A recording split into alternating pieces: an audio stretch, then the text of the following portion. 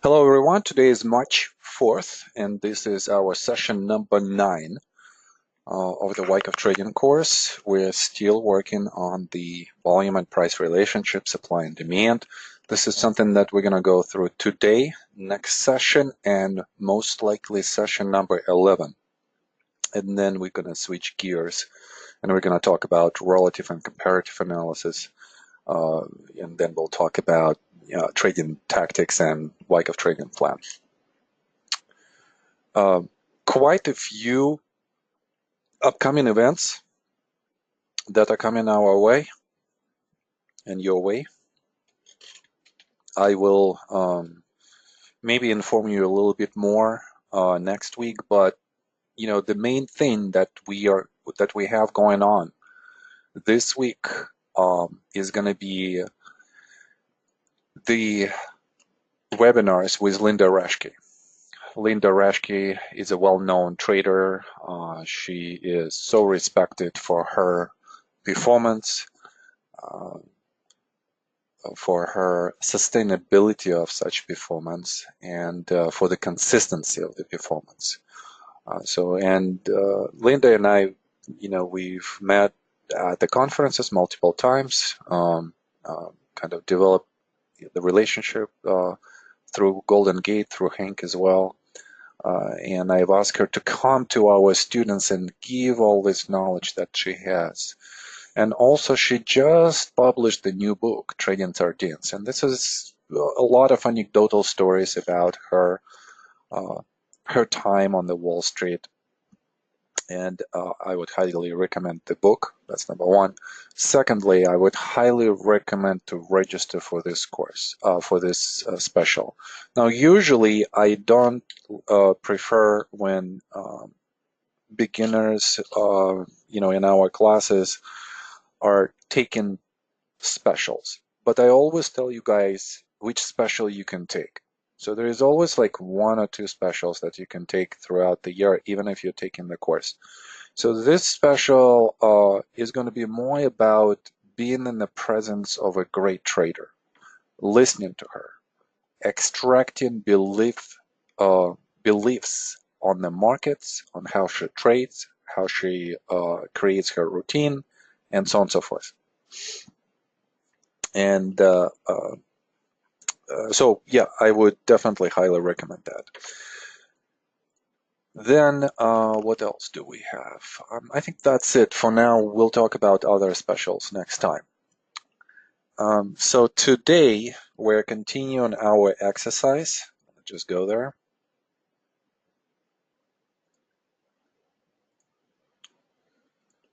We're going to continue our group exercise.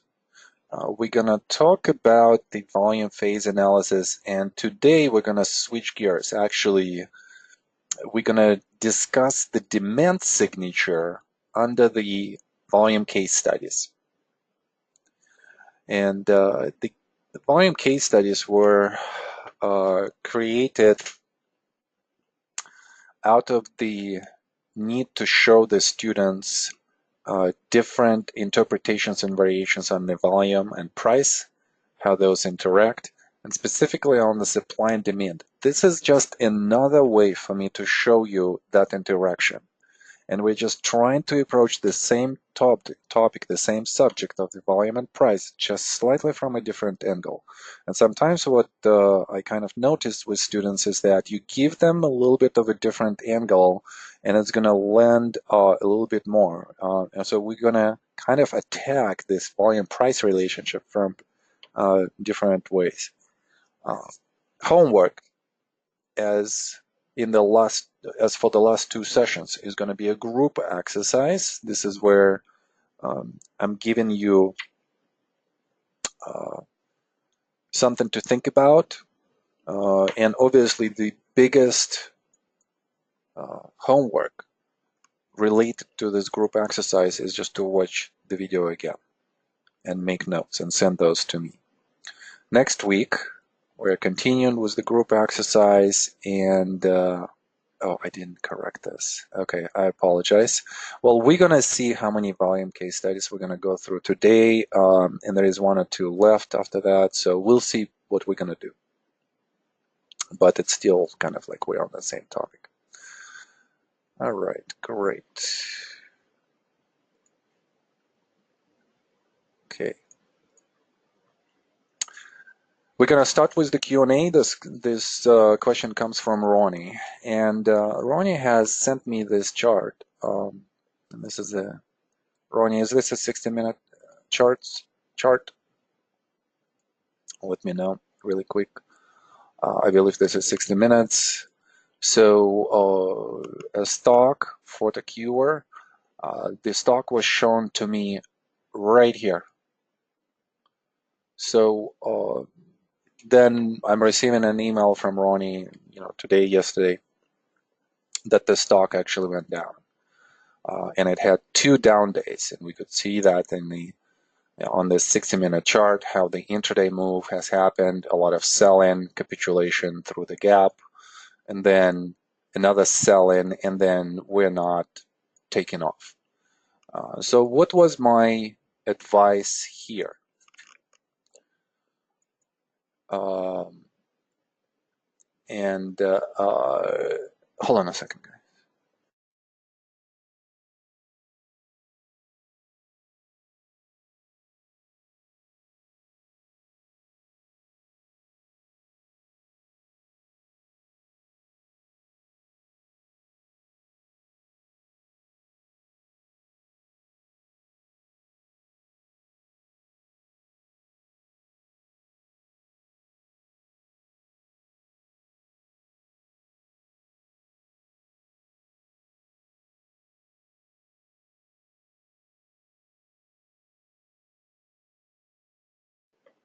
Sorry, guys.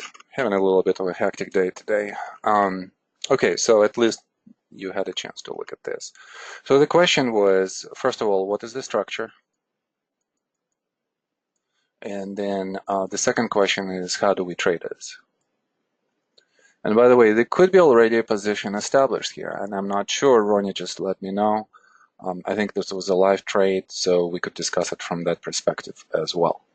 And another question, Ronnie, that I have for you is, was there an anticipation of some kind of event here? Was there like earnings report or anything? Yes, what? Earnings? Okay, so yeah, so that was obviously an essential information. So we're gonna kind of like look at all of this here. The previous movement is good. We see that there is, some kind of leadership even on an intraday basis. So we will have to look at the daily just to figure it out a little bit more.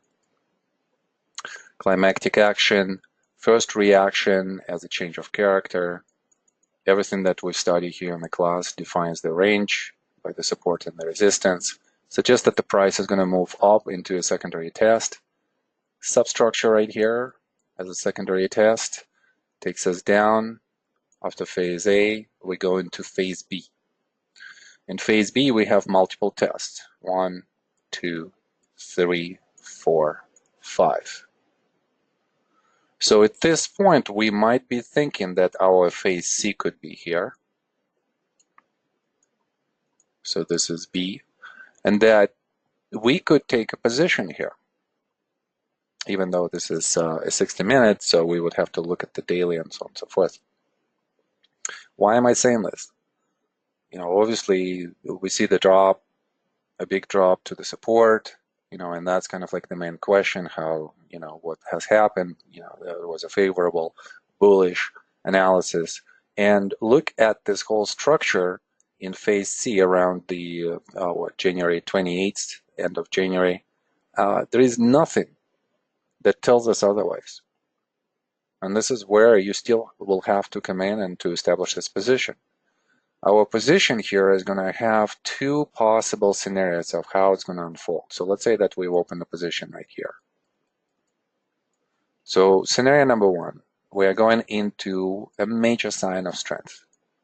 And then we're going into a backing up action.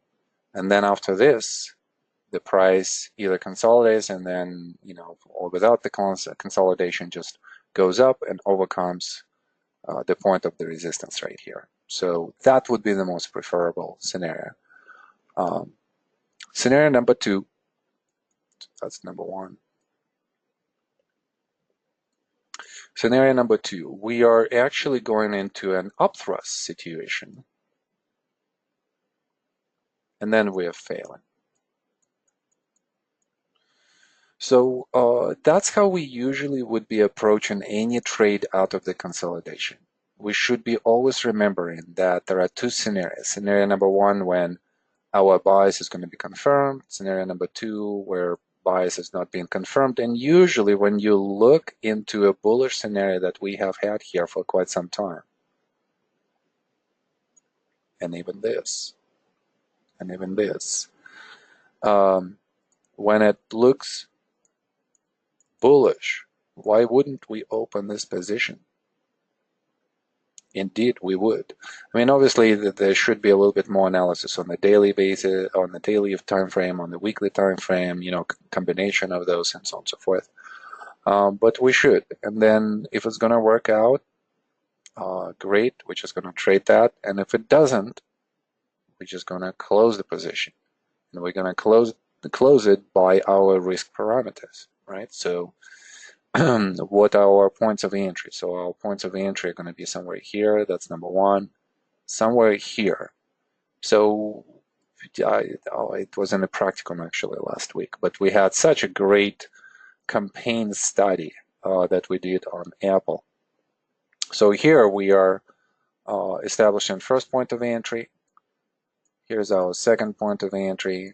Our stop loss is most likely going to be below this lows, so somewhere here, slightly lower. Here's our stop loss. And the way how we're establishing this position is we are scaling in.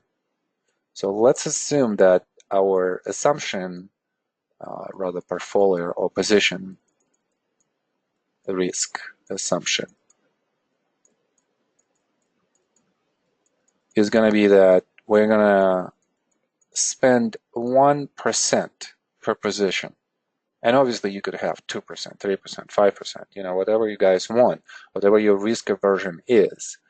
Let's say for me right now, it's 1%, right? So I'm kind of like thinking more in an institutional way. And obviously institutions are not necessarily going to be extremely interested in the intraday, but imagine this is daily. So 1%. So how would I scale into this position? And this is something that, we'll go through in the last portion of the course, but I'll give you a small preview. So I'm going to divide this position to 1/4, right? So 1/4 plus 1/4 plus 1/4 plus 1/4. Or you could say 25 basis points, right? Each time. So here we're opening 25 basis points. Here we're opening 25 basis points. And we are halfway into our position. So if scenario number 1 unfolds, we're going to add to this position either right here or right here, and then on the breakout. So let's just assume our point of entry number 3, point of entry number 4. And that's how we would get into the position. Now, why do I do that?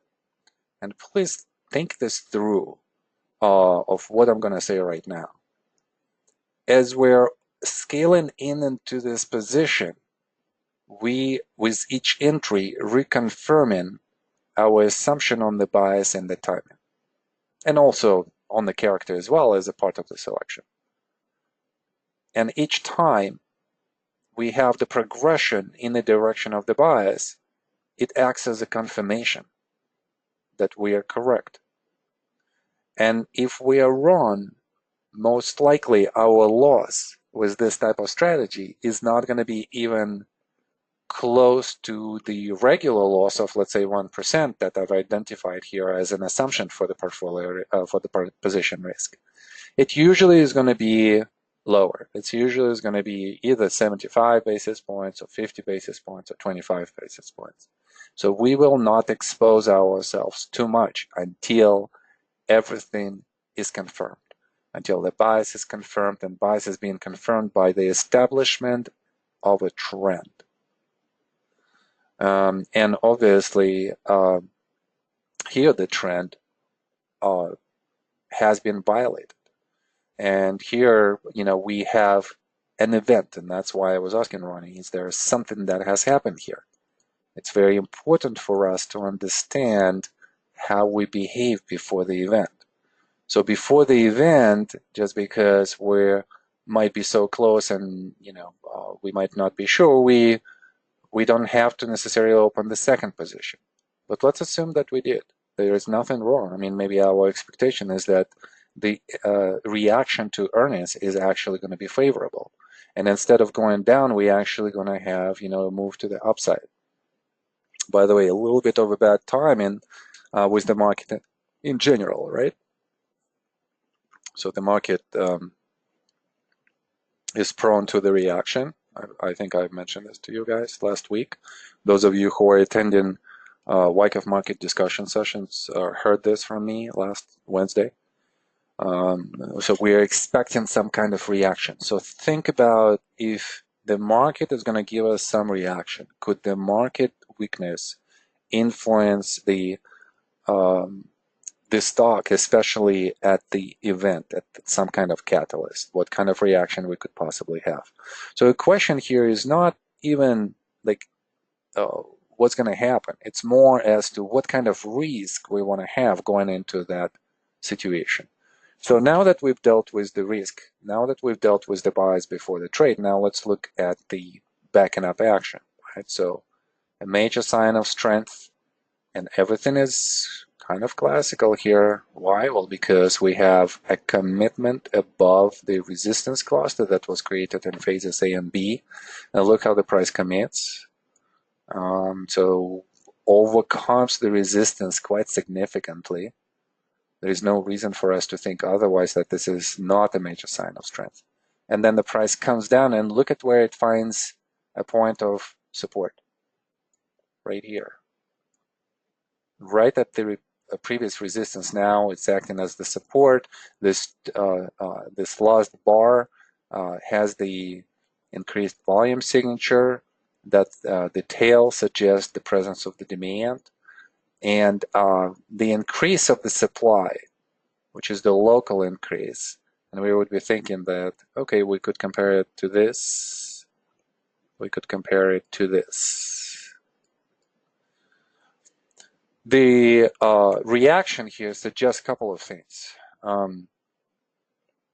So compared to this reaction, we're definitely seeing that supply has increased, so we would need to see some kind of test. Here's this test. So out of the test, we're waiting for some kind of reversal here to enter in, to scale in more into this position.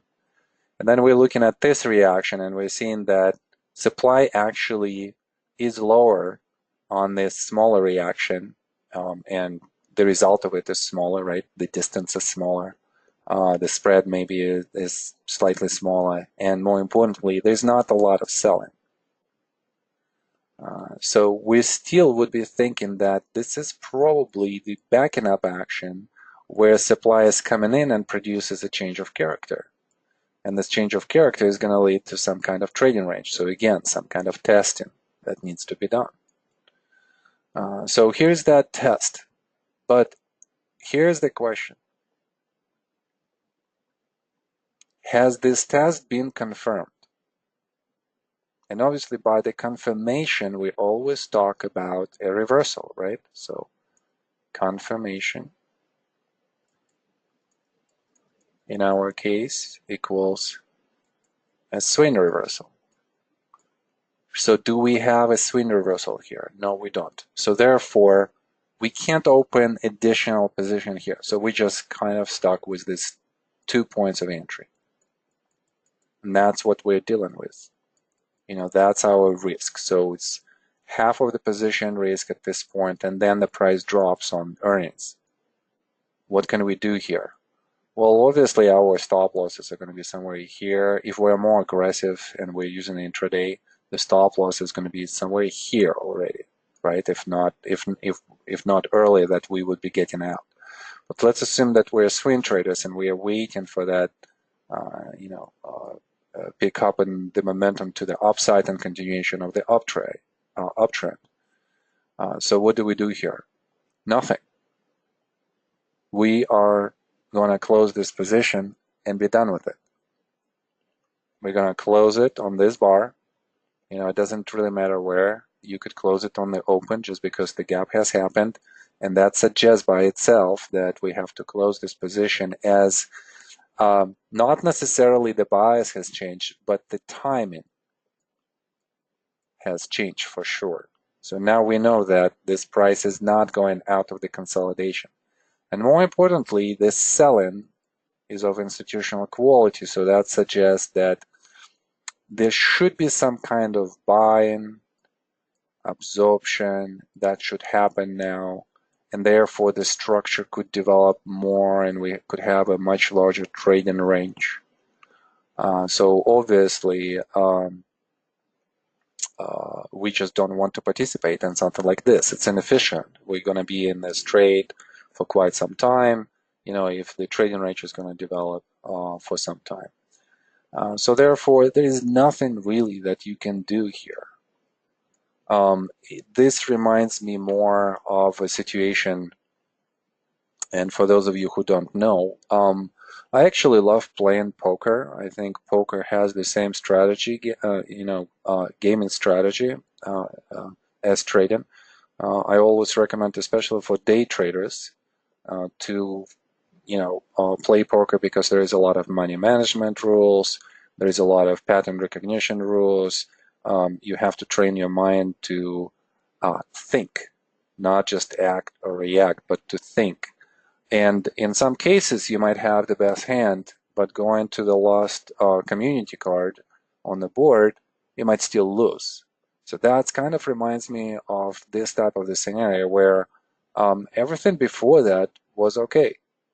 I mean, we could argue, of course, about this area right here, but everything prior to that looks extremely bullish and looks like a continuation of the upside potential. The only thing that we didn't take into this account is this upcoming event. And obviously, a portion of that relates to the market as well. How the market has been so overextended was due for the reaction, and we've talked last week that here we go. So we're seeing some slight increase of volatility, so we're expecting that the reaction is gonna come, and nothing you can do about this. And that's it. Just get out, take your loss, and go and find something else. And obviously, post-analyze. But here's this whole post-analysis. I still would prefer you to find candidates like this, right, where we have a lot of bullishness, and it's being confirmed by the move to the upside. Imagine if the reaction would be positive. What would we be talking about? We probably would be talking about the gap to the upside like this, and then a continuation. So it just really differs, and it really kind of like depends on that uncertainty. We say market is uncertain. How is it uncertain? Well, because we don't necessarily know how institutions are going to react to a specific event. And this capitulation here, the way how it went down so fast, was more of this institutional capitulation where on bad news, they're just basically saying like, we need to get out. And that's it, and they're capitulated. Which brings me to the next question that Ronnie is asking. Is this an extension of phase B then? Yes, this could be. And again, we're going to discuss two scenarios. Scenario number one, we are still bullish, right? So what do you need to do with this scenario? Confirmation. You need to find some kind of confirmation that we're still bullish. In this scenario, we are definitely in phase B. Second scenario, maybe we see here a distribution. And again, I'm not saying that the distribution has taken part prior. It's taken part on the way down. So there are a lot of distributional qualities here. So if this is a distribution, then we're probably already in phase D. And that's how I would approach this. And this whole group exercise is just based on that. We look at the chart, we are trying to define where we are in the structure, what is the bias, and what is the timing for us for any type of positions. So I thought, Ronnie, this was a really good example, and thank you for telling me that that position did not work out, because it's a really good lesson for everyone. You study this material, and sometimes I feel like it's, the feeling is, wow, this is so great. I have a feeling that now my trading is going to take off. You will be in these situations. I get into these situations too. And the key is to understand first that with uncertainty in the market, it can happen. Secondly, obviously, to post-analyze this a lot and not to create false emotional assumptions for the future. Because sometimes what happens with people, they look at this trade and they're saying like, huh, this turned out to be a bad trade. It's a loss. There is a negative emotional connotation now that I'm going to take from this. And now that I'm going to see this type of pattern, so every time I see this, I'm going to assume that this is going to be a loss. So, and it all happens kind of like on a very unconscious level for us, just because of the way how we function emotionally. So don't think about this as a bad trade. Think about this as a good trade where you executed this trade correctly and you got out when the price shown to you, a final capitulation. And that's it. So really good example. Thank you, Ronnie. All right, now let's go to our volume case studies. And as I mentioned, we are studying supply and demand, so this is our concentration. Today we're going to look at this relationship from a slightly different angle. And here is the slide that I thought that I want to convert more into an exercise. It's a slide with Apple's chart, daily chart, 2015-17. And under the volume case studies, I'm showing you the case studies of the supply and the demand. And each of them have specific ways of telling the story about how effort has emerged and how the price reacted to this effort. The first case study is the absorption of supply on a horizontal basis. So we've talked about the absorption of supply through phases, so this is nothing new to you. Obviously, duration is going to be extremely important here, and I'm just going to kind of show you both here, right? So we're looking at the climactic action, automatic rally, secondary test, phase A, upthrust action in phase B, secondary test in B, and then phase C, and through phase C and then going into phase D. Let's look at the supply signature, right? We're talking about horizontal absorption. What should happen during the horizontal absorption? I've shown you guys how, different supply signatures going from phase A into phase C and D. We've discussed that. We did some exercises on that. So look at the supply signature, or just the volume signature in general. So going into phase D, we have the volume diminution. That suggests supply diminishes. And at least let's just look at supply first. So this is the absorption through time, through structure, through phases. And the key here is to look at all of the phases and to understand how supply is being absorbed in the accumulation through phases and what kind of story, institutional story, is being created through all of this. And we're seeing that supply through all of the phases is diminishing, and then going into phase E, into a trend, look at the supply signature. It's the lowest on this chart. So that's kind of like a natural way of absorption of the supply through the horizontal structure. We also would be thinking about the duration here. And duration originally was not discussed by Wyckoff or SMI or anyone else. This is just something that came out of my conversations with more advanced students. One of the questions in the practicum was, could we identify a duration of the trading range, how long it's going to unfold? Let's say in phase A or phase B or early phase B. And yes, there is a way to think about this, not necessarily to determine exactly, but to think about this. And the way how we would be thinking about this is all of the emergent supply into, let's say, phase A, and this emergence of the supply suggests that it's going to take some time to absorb this supply. And just because of that, we're thinking that we're going to go into a trading range. And then once we're in the trading range, the timing becomes a little bit simpler, right? Now that we know how the price structural analysis works, we are waiting for phase C as our timing tool. We are calculating, the number of tests, number of panics on the way down in phases A and C, and that helps us to figure out where we are going to take off.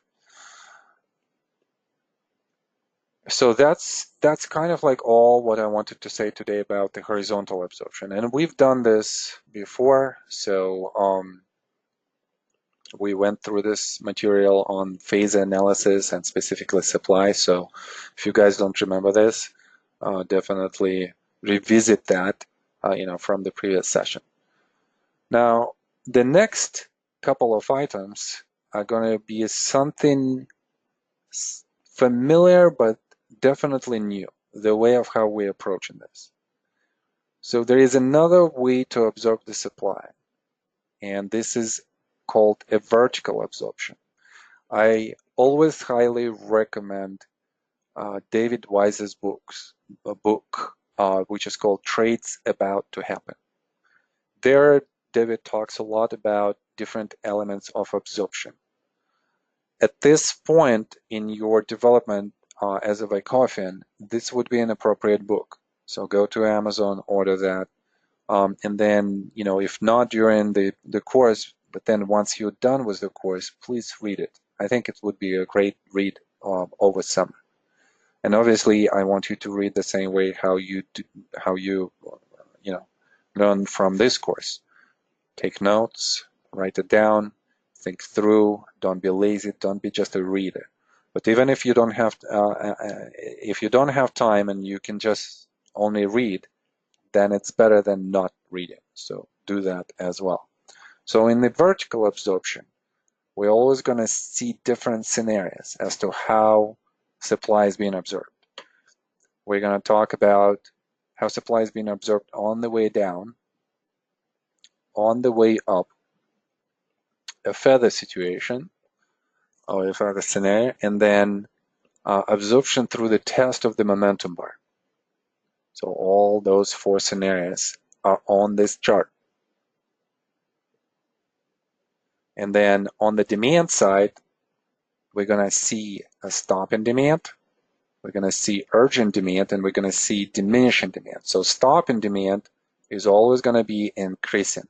Urgent demand is going to be always increasing a lot, more than stop in demand sometimes. And then diminishing demand is obviously everything is going down. So I want to use this as an exercise today. And your goal for the next minute or so, I'm going to give you a little bit of a time to think about it. I want you to find all of these scenarios for me. So vertical absorption and demand characteristics. So let's go one by one. Let's start with the vertical absorption on the way down. where can you define this element on this chart? And obviously, let's think about first what it means. So there is an absorption on the way down. So this means that we're going to see supply increase, and we're also going to see a demand increase, which would bring us to the overall volume increase in the signature, or in the volume signature. So please find me this element where you think this is and give me a timestamp. Year, months. Okay, labeling as well is fine. Okay, so Eric's saying selling climax. Okay, and let's just saying, what is it, February 2017. Bar was the high volume signature. This one right here, Alish? Okay, so 2016, so this is what, February 2016?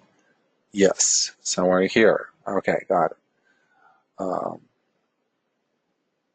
Okay, Adam is talking about the same thing, yeah. So we could see that there are quite a few places here where we could see this type of absorption on the way down, right? So on the climactic action, we are definitely going to see a lot of increase in the supply. So how does absorption happens here? There is a lot of supply that is available at this point of time, and that obviously produces that institutional requirement for the liquidity. And also there is some value at this point.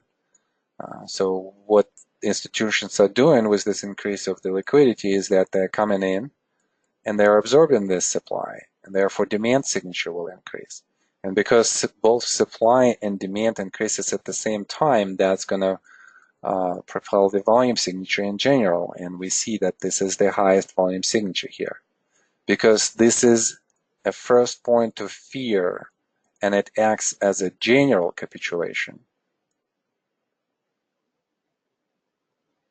Therefore, we are expecting that the volume signature is going to be the highest.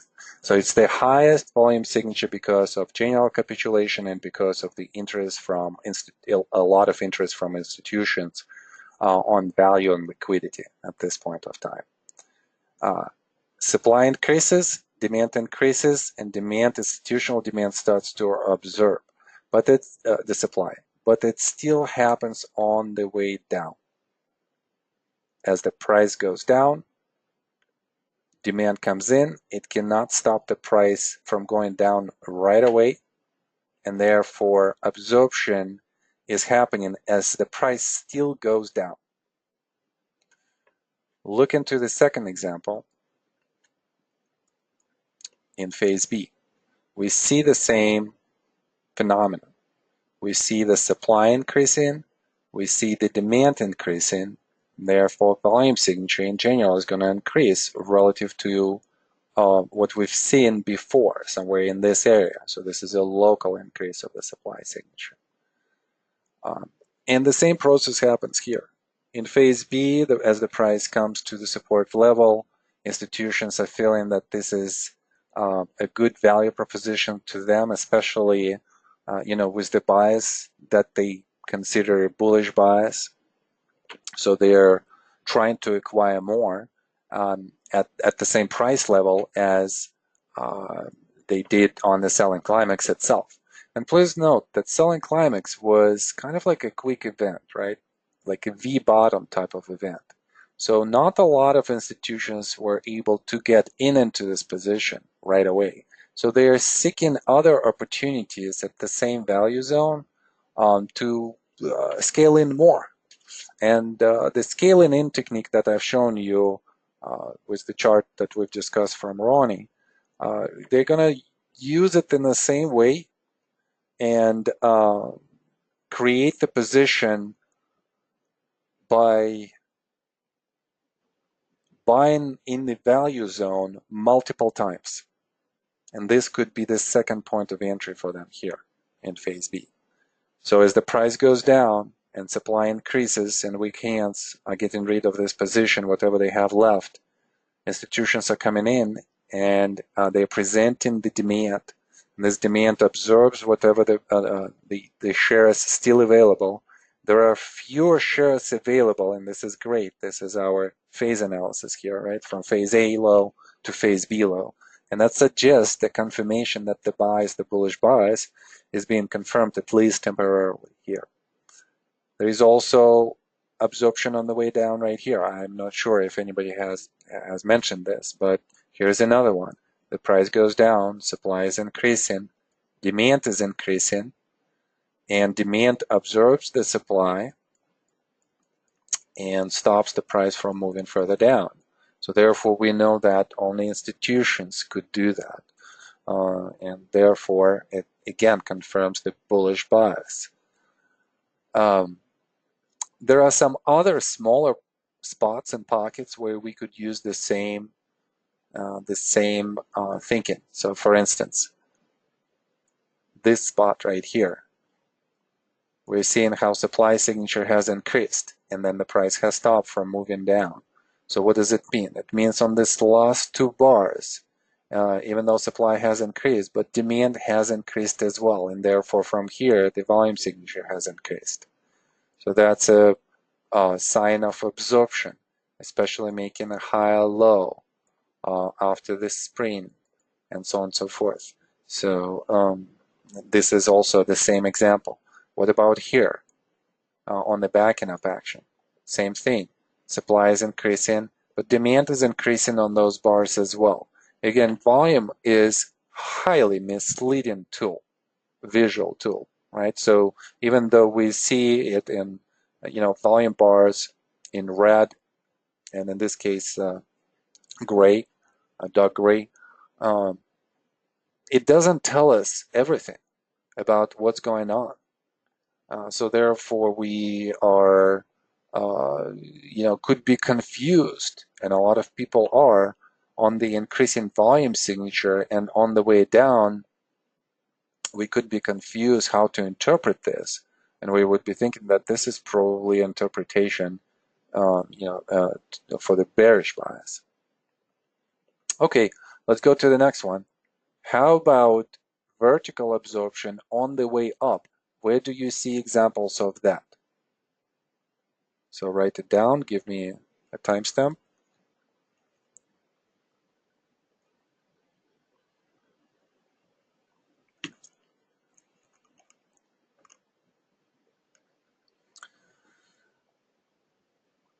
September 2016. Okay, great. Yes, definitely that. February 2017. Yes, there is an element of absorption, which is vertical on the way up. November 2015.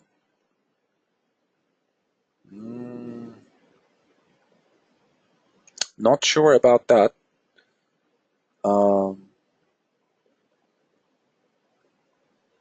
All reaccumulation on the way up. Not sure what Eric you mean by that. Okay, Joe is saying August of 2016.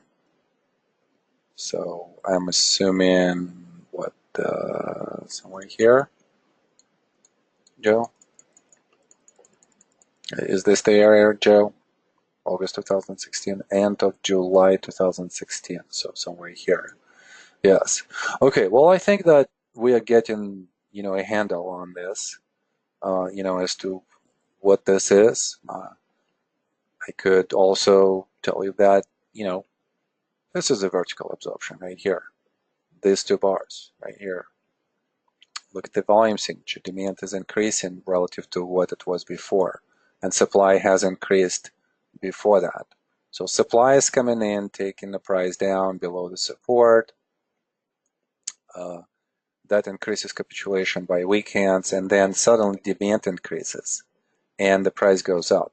So there is a movement to the upside, and actually this whole rally could be thought of as like supply is being vertically absorbed. Supply is coming in, first absorbed on the way down, on the way down, and then on the way up, and then on the way up. You kind of see, guys, how I took this whole area and now I've shown you two ways of how supply has been observed, and as a result of that, the price has stopped at this level. On the way down first,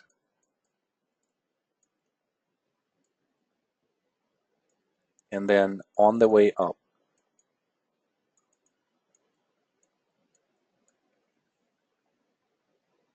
Same process, institutions are buying in both cases,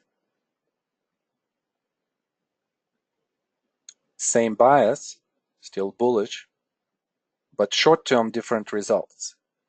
In the first case, on the way down, we're still going down. There is still not enough absorption that has happened in this moment, and therefore the price still goes down. On the way up, the picture is different. There was an increase of supply first, but demand is so urgent that it absorbs the whatever remaining supply is left, and that urgency, overwhelming demand, already pushes the price up instead of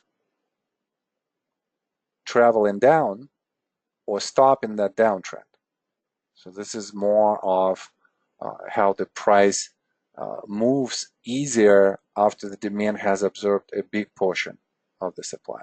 And obviously other cases here as well, right? So vertical absorption on the way up. There is definitely a lot of supply right here, and yet we're absorbing this supply on the way up. There is an increase of the supply here in the reaction, and then look at this absorption on the way up. There is so much. This is the best example of the absorption on the way up that we could see on this chart. And this one too, again, supply comes in, and there is that absorption to the upside. Okay, so let's now look at the feather. So you guys still don't know what this is, so I'm going to explain this a little bit later on, but I want to show you where the feather is. And the feather, a really good example, is right here. Then a little bit here, probably less so. Yeah, so this is a really good example of the feather. So what is happening here? Well, first of all, the precondition of the feather, and we'll study this, I have a slide on this for today. We're going to have an increase in the supply signature. So supply emerges and produces some kind of reaction. And this reaction usually is going to act more as a change of character type of reaction. And we kind of could see that maybe a trading range is going to be developing here. But look what happens next. We are testing the initial change of character as a high-low. And then with that test, we are concluding that supply is actually at the very low level. And therefore, there is a possibility for the price to come to the resistance. And as it comes to the resistance, it does two things. The overall supply and demand signature are diminishing while we are making slightly higher highs and higher lows in the context of the structure where we are residing close to the resistance or at the resistance level. So this is more a function of diminishing supply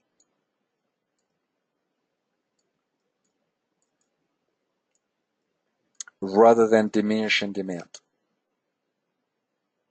And from here, because we're close to the resistance, once the demand is going to come in, it's going to produce some kind of momentum signature, increased momentum signature. So we definitely want to study this type of the absorption. It's not very fast, it's laborious, it's kind of like grinding out to the resistance type of movement, especially in this area right here. Look into this movement. It goes up, but it doesn't really break out and runs away. It's still there and produces those small reactions that do not contain a lot of supply. And that's what feather is. And we'll look in this into a slightly different, at a slightly different way. A test of a momentum bar. So here is that example. Here is first momentum bar. Here is the second momentum bar. The first momentum bar has the test that, and both of them, by the way, will have some kind of increase of the supply. So there is no way that, the increase of the supply is not going to happen. This is an event. This is probably earnings. And therefore, a lot of the institutions are going to be selling into earnings like this. And they're going to be selling on the assumption that a mean reversion trade is possible here and that the price is overbought, short-term overbought, and therefore it demands some kind of reaction.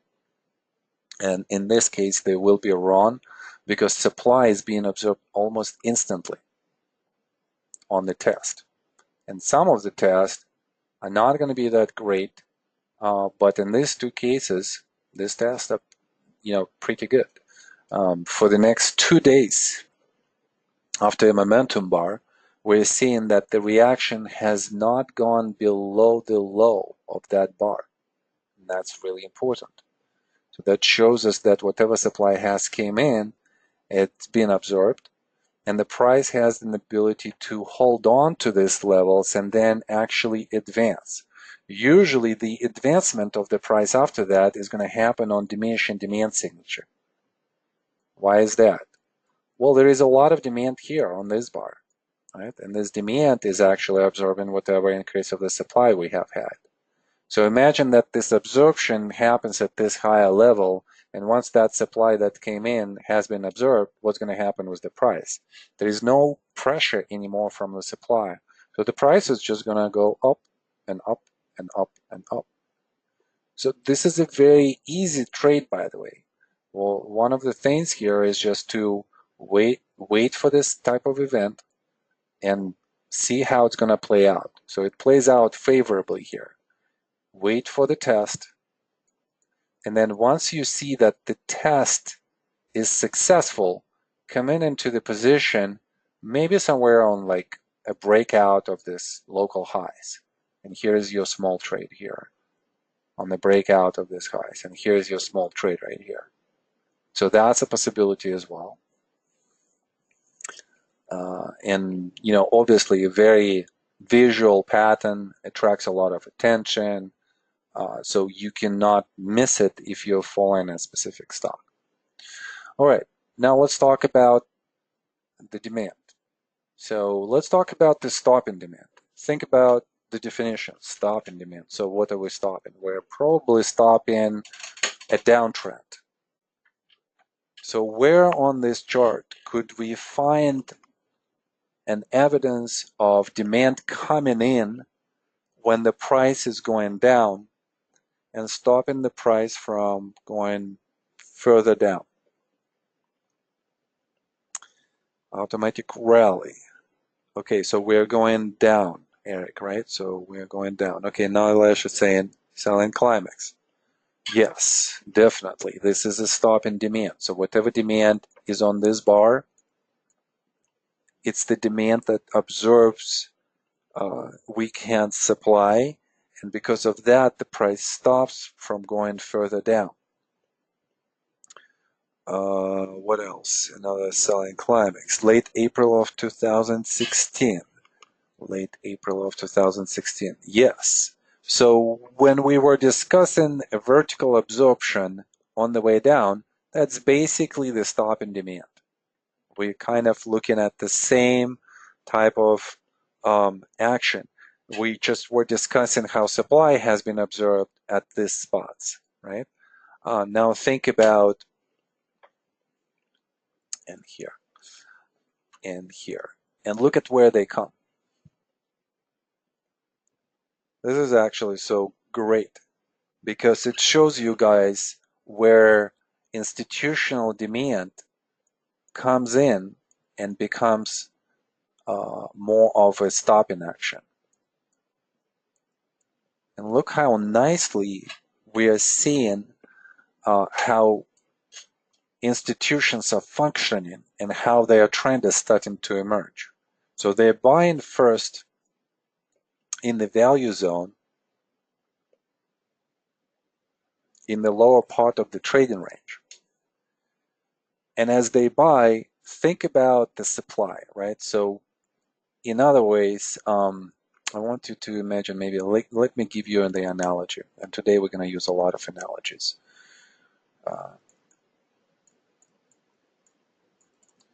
So analogy here would be that, let's say that our supply level equals 100 units.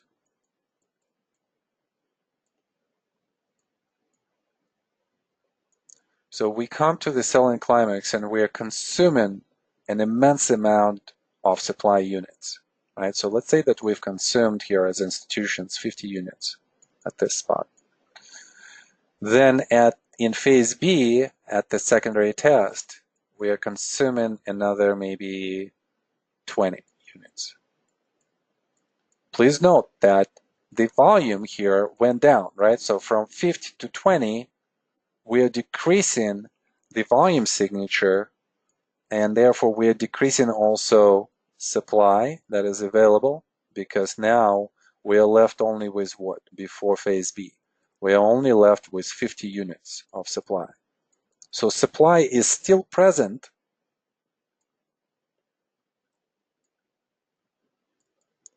and yet supply went down. And that's, again, that misinterpretation by the beginners that could be made, because they're looking into this area of the beginning of 2016. They're looking at the volume signature and they're saying, wow, there's a lot of supply. The supply has increased. The volume signature has increased locally. And that's true. But relative to phase A, we see how supply has diminished slightly or considerably. It doesn't really matter, but there is a decrease. So then the next time we have in phase C 2 times where CO is buying on the spring and then a test. Let's imagine that it buys another maybe how much? Another 15 plus 5, another 20 units of supply. So now what are we left with? We are left with, so 20, 20, 50 with 10 units of supply. That's very interesting. Think about this. Only 10 units of supply is in the weak hands and 90 units of supply in strong hands. If that's the case, who's going to be selling to push the price down? Well, obviously, only weak hands are going to sell at this point. And as they do, they're probably going to sell at some kind of break-even point. So maybe somewhere here at the higher levels, right, in the backing up action. But once we come to the backing up action, we might be thinking that, okay, in phase D, at the backup, we are, consuming another 10 units of supply. I mean institutions, right? So consuming another 10 points of supply, and supply is not available. And we see that from the volume signature here after phase D going into phase E. Supply is in strong hands at this point. Weak hands don't own this supply, and that's very important. So if supply is in strong hands and their intention is just to see how the price is going to progress to the upside, they have the valuation much, much higher than the current price, what do you think is going to happen with the price? Obviously, it's going to go up. And that's what's going to establish the trend, the upward stride for the trend. When you look at it like that, and then you go through this whole process of how absorption happens, then it becomes clear as to where the trend is gonna, what the bias is gonna be, that's number one, and where the trend is gonna start to emerge. And then you're just seeking for the confirmation. So with Ronnie's chart that we had at the beginning of the session, we went into the major sign of strength. We went into the first leg of the backing up action, and then it failed. Here, same scenario, but is unfolding differently. Instead of having this first increase here in October, November, and then having a test and continuing to the upside with the reversal like this. In Ronnie's case, it just tanked on the event, and that's what just happened. Nothing we can do about that.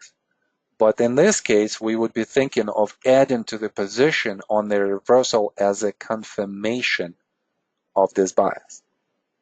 Will save you a lot of money, this technique, and I will talk about this maybe in like 4 or 5 sessions.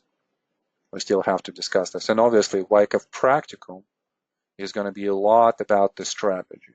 And by the way, I wanted to mention this, guys. So we're almost done with the page for the Wyckoff Practicum. Wyckoff Practicum is going to start, it's going to be on Mondays for summer sessions, and it's going to start after the last session that we're going to have. Our last session is going to be April 15th. WTC April 15th. And then the practicum is going to start a week after on April 22nd. So put this on your calendar, and this is a free session. So I want you all to come, and we're just going to continue our discussion, and I'm going to show you a couple of, actually probably one exercise that we're going to do. Go to our YouTube channel. We've just posted the video from the practicum, from this cycle, from the current cycle. I kind of wanted to do this so that I could refer people to that particular video. And I'll give you the link next time, but you could explore this. So I would highly recommend that video under the Wyckoff Practicum. If you can come to the free complimentary session, do that. And I'm expecting that a lot of you are going to continue this education with the practicum move to more advanced knowledge here. Before I erase all of this, I also want you to see something else. Because we started talking about how supply is being observed at the level of the support on the way down, and then we see the same picture on the way down at the higher level. So the value zone for institutions is higher now. Now I also want you to think about other ways that we've discussed of observing the supply. So look into this area right here. And this is by itself not only a vertical absorption on the way up, but it also shows an urgent demand.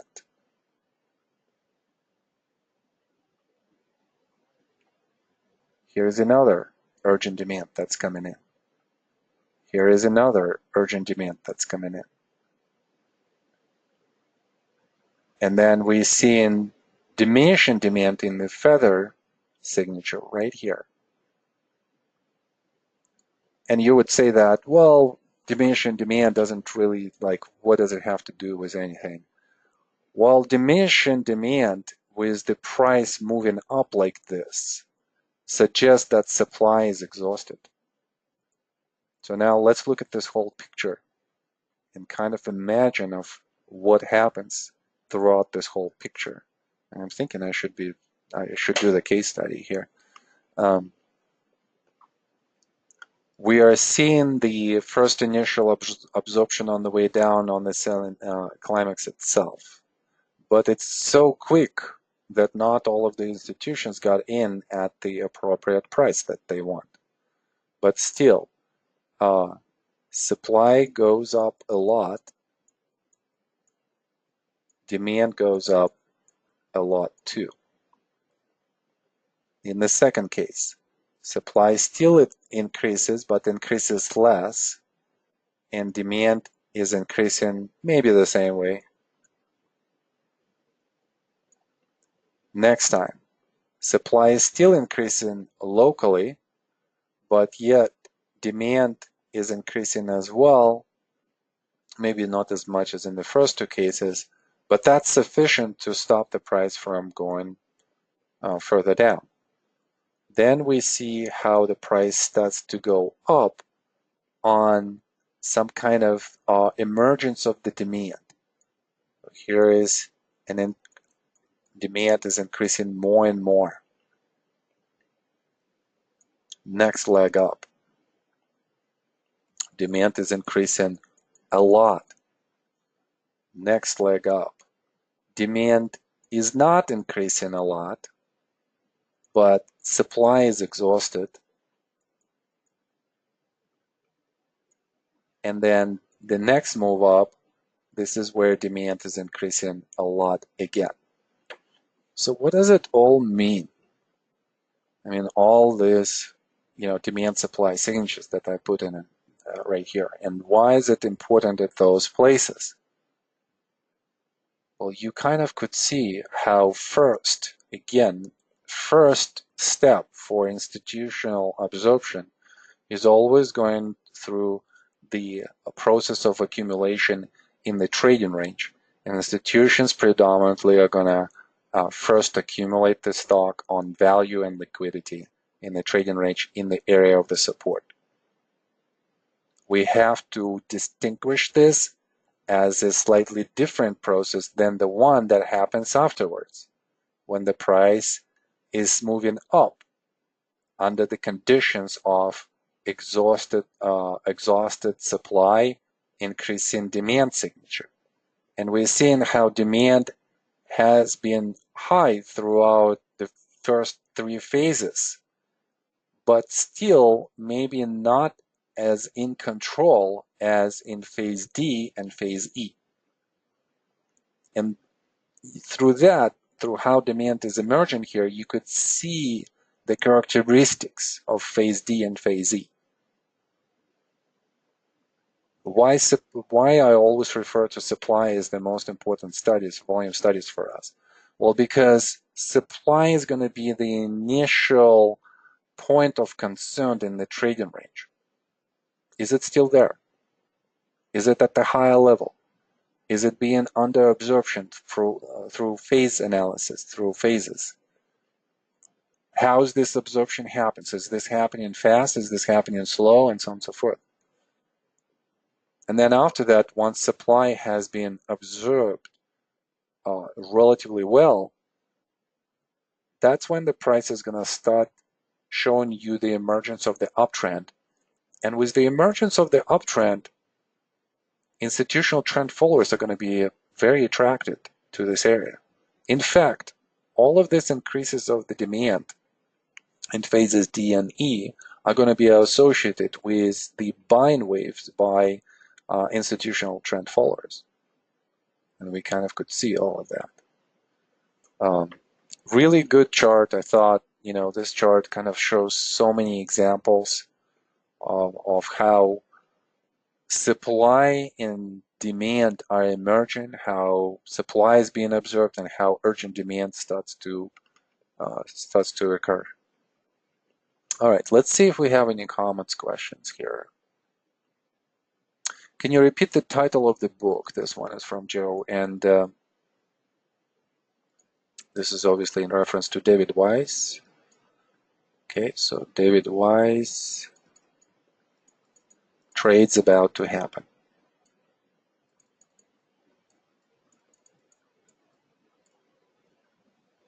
Okay, great.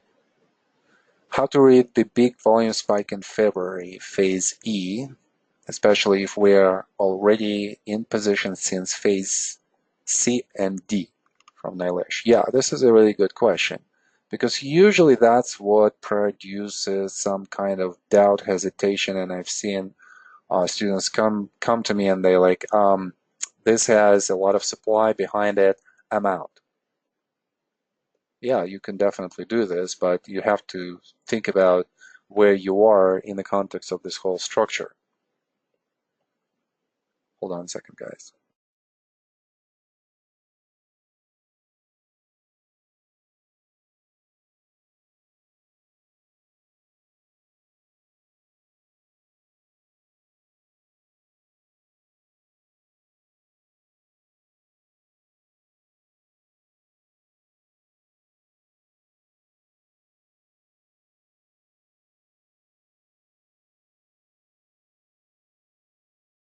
All right. Such a weird class today. It's just everything distracts me today. I'm so sorry, guys. Like I feel like my mind is just I'd rather just concentrate on this. It just takes me away from all of this, things. Um, okay, so coming back to the question, how do we interpret this volume spike? Well, we kind of talked about this, right? So definitely a lot of supply that's coming in. So with the emergence of the supply, we need what? We need a test, right? We still cannot make this assumption that this is going to be the stop in supply. It just, we are at the beginning of the structure. This is a sign of strength, a backing up action, test, feather, and then after that, we're jumping out of the structure. So we are relatively early in phase E. Just on this assumption alone, on this structural assumption, Nilesh, I would just say that I want to see what's going to come next. And more importantly, we need to understand how the test is going to unfold. So the test obviously needs to be uh, judged by what happens afterwards, right? So the next 2-3 days. And we see how favorable the test is, how favorable the test is here as well. So therefore, we would be after the test is successful, we would be thinking, should we add to the position at this point? And again, depending on who you are as a trader, are you a swing trader, are you a long-term trader, those entries are going to be somewhat different. So those distinctions, obviously for the practicum, but for now, we just want to make sure that we could analyze this spot correctly, meaning that supply emerges, we need a test is successful or no, yes, successful, then here in the middle of the range, yeah, we could open the position. That's another point of entry for us right here. And this is just a sign of strength bar. When we look at the actual true range, remember we had that slide where with the gap action, you take the close of the previous day, and then you take the high of this gap day, and this is your true range for the day. There were some trades done by institutions behind the doors overnight. We don't see those unless we have the software that shows us that type of data. But this is a sign of strength bar.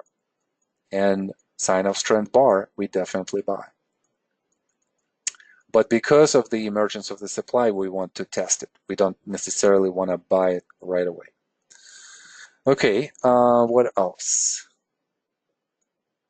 From Adam. When you see a gap like in February of 2017, does the gap have to be filled in the future? What does it mean if the gap is filled or not for the trading purposes? From Adam.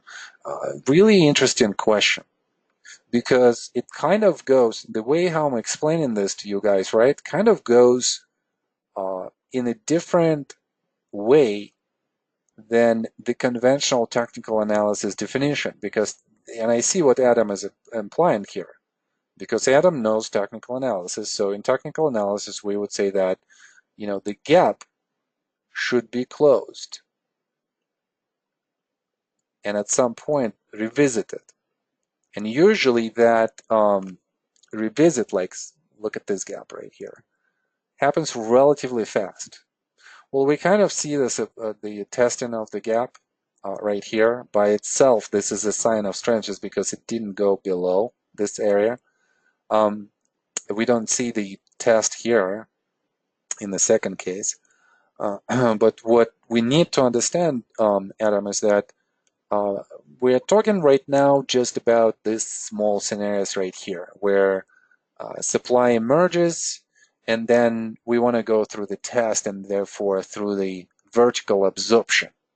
But this is a very good, relevant question to our discussion. So thank you for this question, and we definitely, can address it a little bit more. Usually when the gap happens, there is a tendency of the price to come back to the gap area in order to retest what kind of buying we had.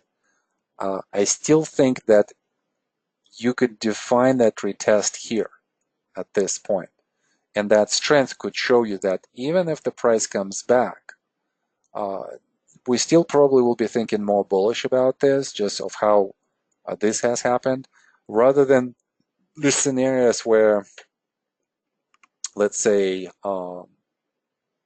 maybe it's something close to this, right? So we have some kind of gap, and this is not a big gap, so not a really good example, but still. And the volume signature is not extreme. But this could be an example of where we see how the test might be somewhat failing slightly, right? So look at this low, and the price commits below.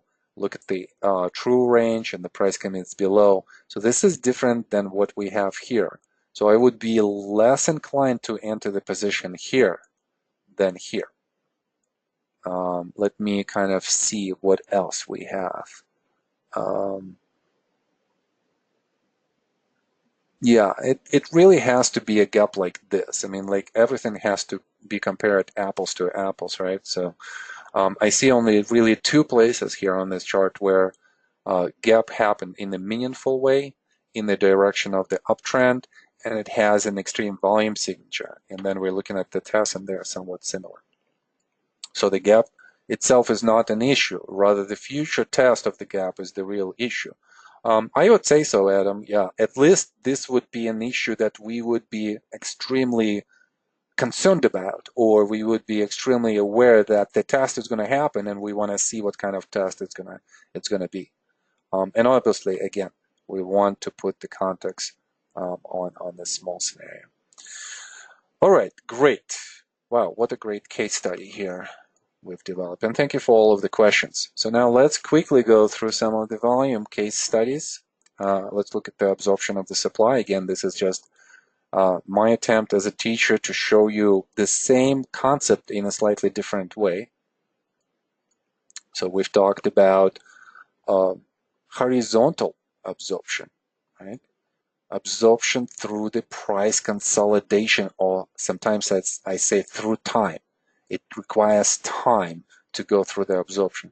So look at how here in the first case, in example number one, we have a trading range after the initial buying wave, after momentum comes in, supply increases, and then until supply starts to decrease relative to what we've seen before in the trading structure, and until we start showing the result on that diminishing supply signature, and the result is going to be higher highs, higher lows, more of the bullish characteristics on the rallies, and more of the bullish characteristics on the reactions.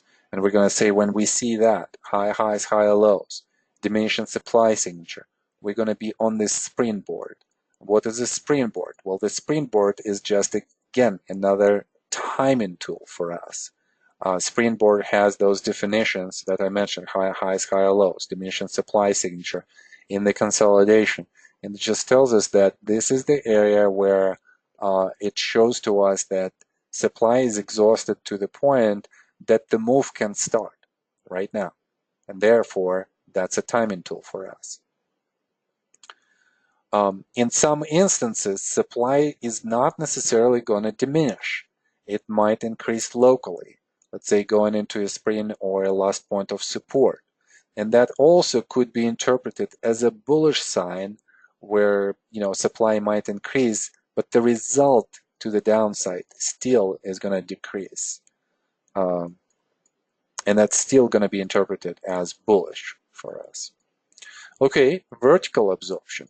And I thought that these are very interesting two examples of the vertical absorption, but they have the same characteristics where supply emerges on the reaction,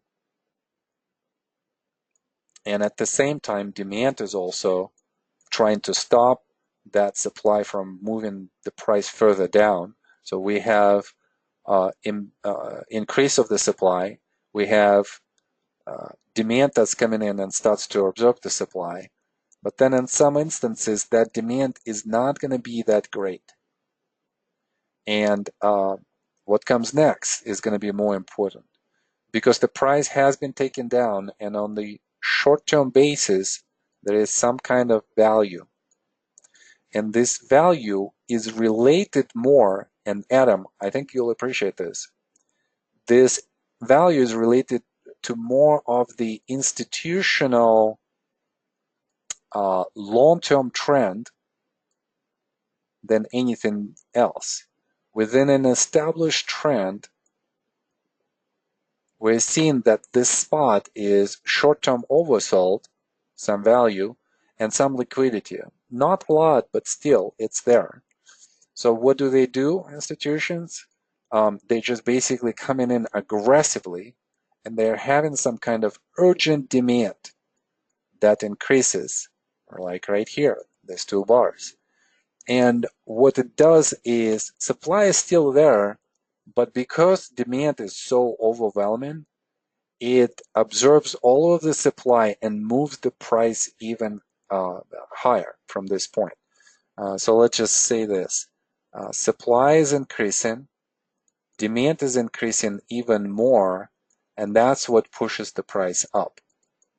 And usually this type of action will bring the price to the resistance level. In this case, it's a cluster. And then at this point of time, the test is going to happen. So think about the test that we've seen, on the momentum bars, right? On the previous slide. I'm going to come back to this slide. And look at how here it's the same type of action, right? So supply is there, but demand is so much more that it pushes the price up. But because supply has increased, we need a test. And we have a small test here. Well, the same happens in this example. We're seeing that the price goes up, demand pushes it up to the resistance point, and then we go into the test action. If we were to come back here, our interpretation would be different.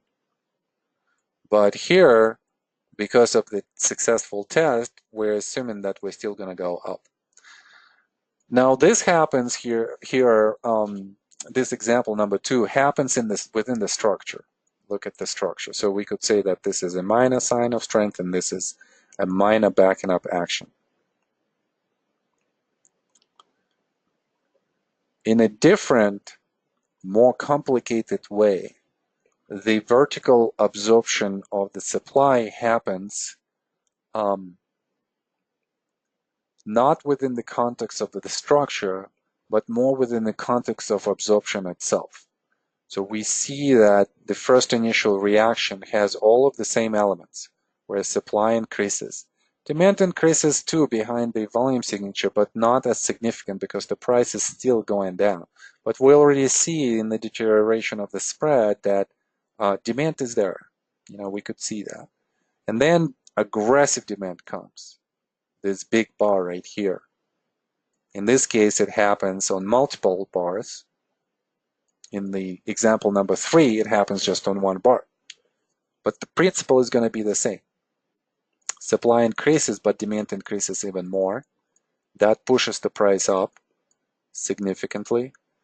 And then after that, we see supplies coming in right here. And that suggests, again, it comes to the resistance point. It comes to the resistance point. And at this point, the biggest question that we have is what kind of test we're going to have. And it's out of this test that we could produce, some kind of minor swing trade right here. Or it could act for us even as a, maybe like a point of an add-on, a point where we are going to scale in a little bit more. But more importantly for you guys, I just want you to understand the concept, right? How does absorption happen? Supply emerges, demand could emerge on the way down, and then there could be a urgent demand. If there is an urgent demand, then it's going to take us up to the resistance. Same here on this chart. Look at this reaction right here. Supply is increasing, and then demand starting to emerge in two different spots, but still it does. And look at where it brings us. Isn't it uncanny how this pattern works?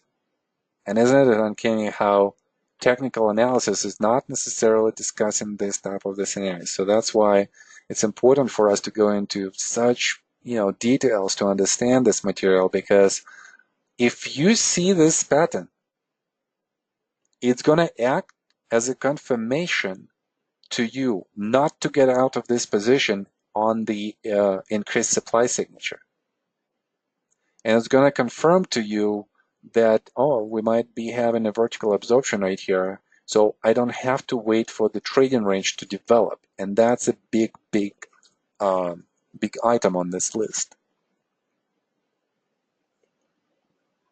We're going to wait for the test. Test is confirmed with the reversal, and that acts as a confirmation, and you can produce another trade or another entry point. Well, you know that the price is going to come to the resistance point, and then it's going to test. And if test is successful, you know that there's going to be a continuation. Why not open another position right here? But you have to know those things. You have to be able to see them in real time. So visual recognition skill that we develop in the practicum becomes extremely important. I'll go even further than this. Let's look at the current market.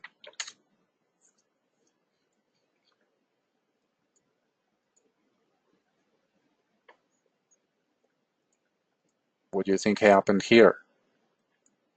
On the way down, volume signature increases.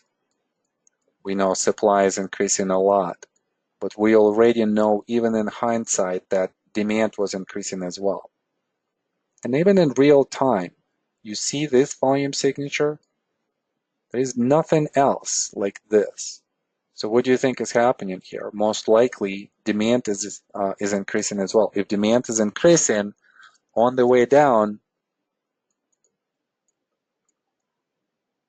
this usually would suggest some kind of stopping action at some point. And that's how, this call has been made, that we're going to stop. Obviously, oversold condition as well. But, the trade that I had here, I shorted Russell on this bar right here. And my exit was a little bit premature. My exit was somewhere here. It was not necessarily waiting for the continuation. But still, as a hedge strategy to some of the long positions that I have had, this was a good trade. So on the way down, we're anticipating that emergence of the demand is going to produce a stopping action, which it did. And then after that, we are going to have some demand, which is right here. And you might say that, well, it's not a lot, it's not increasing. But don't forget, there is also, in this course, I'm talking about the consistency of the volume signature. What does it mean? It means that during this whole time, for 2 months, institutions are consistently buying. They don't have to increase the demand signature a lot, but they have to buy consistently. And when they are buying consistently, this is what's going to produce this type of move. But the key here is different. We've talked about how out of this pattern, where we see a lot of supply coming in and then demand overwhelms this supply and absorbs it on the way up with the vertical absorption, And all of the V bottoms are going to have this type of vertical absorption pattern. It's going to bring us to the area of the resistance. Here we are. We don't have to go to the high resistance. We could have. One of the analogs that I've been showing you guys in the Wednesday class was on Tesla and Dow Industrial in the 1974-75. Look at those charts again. This rally could have gone a little bit further. And I think that if there's going to be some kind of really, really great news on China and US trade talks, we could still possibly have this type of move. But last week, I started talking about the emergence of the supply. It's so subtle.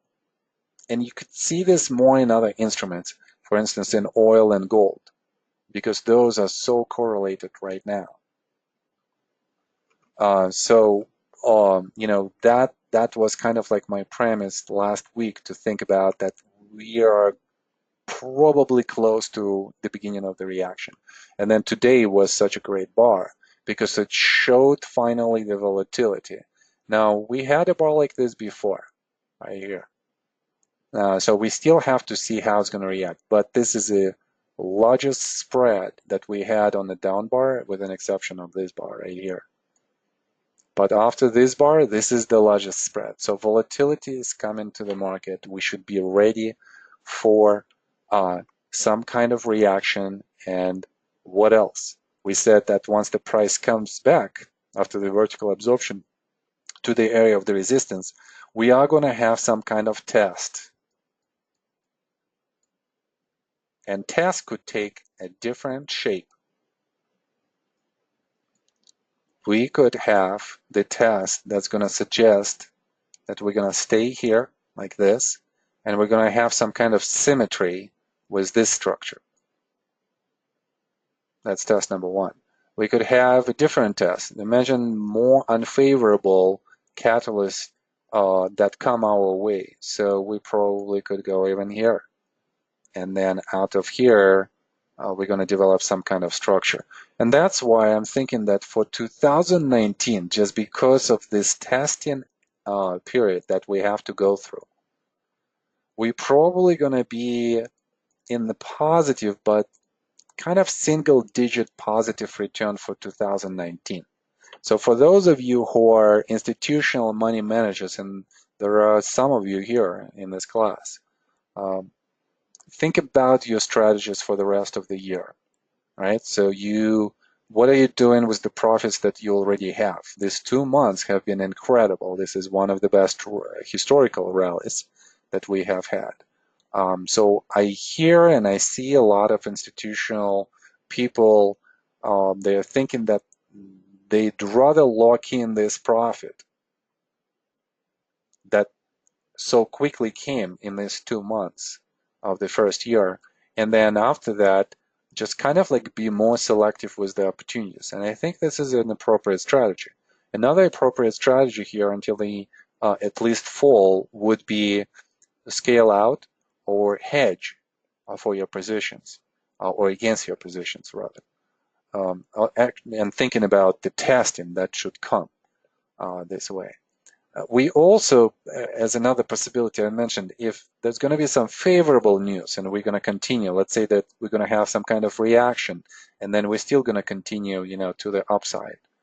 There is another opportunity that we might consolidate at the higher level.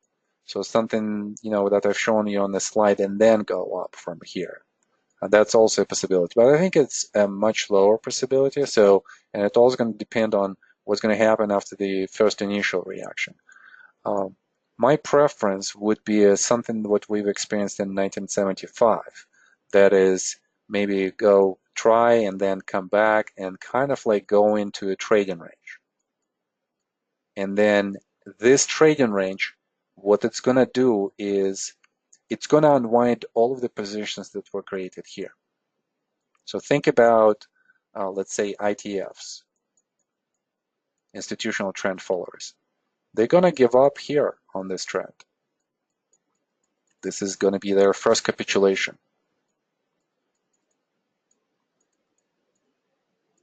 So what's going to happen here at this spot? They're going to sell, so supply is going to increase. They're not going to buy, so therefore volume is going to increase and the price is going to go down. And this movement of the price is going to be a reminder of what has happened on the way down in October, November, December. And you're going to see in the news, and I think that if we're going to start reaction here, I think within the next 2 weeks, 3 weeks, if we're going to have the reaction, you're going to see in the news that the bearish trend is still intact, and we are in the bear market. And this is where the sentiment is going to be mixed. Because a lot of institutions just got into the positions. It's not in their habit to sell the positions right away. Big CO type of institutions do not have a 2 months or 3 months trade and investment horizon. It's just not in their nature. I'm working with some institutional clients right now, and the questions that we're discussing is more about, well, once we are in the position, it's really hard to get out. So we need to select such positions where we're going to stay for at least over a year. And we want to have low turnover on our portfolio, meaning that we want to buy in the position and we don't necessarily want to get out right away. So the bearish sentiment by the ITFs is going to develop this first initial change of character and meaningful reaction. We need to assess what kind of character we're going to have on this reaction. And then once they are out, and let's say what the CO is going to do. So ITFs is going to sell, and then it's going to become inactive. The CO is just going to hold on to their position and maybe hedge against, market volatility. And then public is coming in the later portion of this swing right here. So weak hands are coming in here, and they're going to be giving up their positions right here as well, together with ITFs, and that's why that is going to produce some kind of rally. But then, CO is not going to probably present a lot of supply in this spot. So that's what's going to create this apex. ITFs are going to stay away because if there is no trend, they don't want to come in.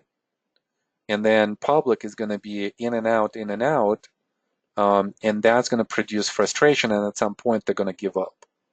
So this dullness by the end of this trading range might be just a function of how all of the market participants are going to behave.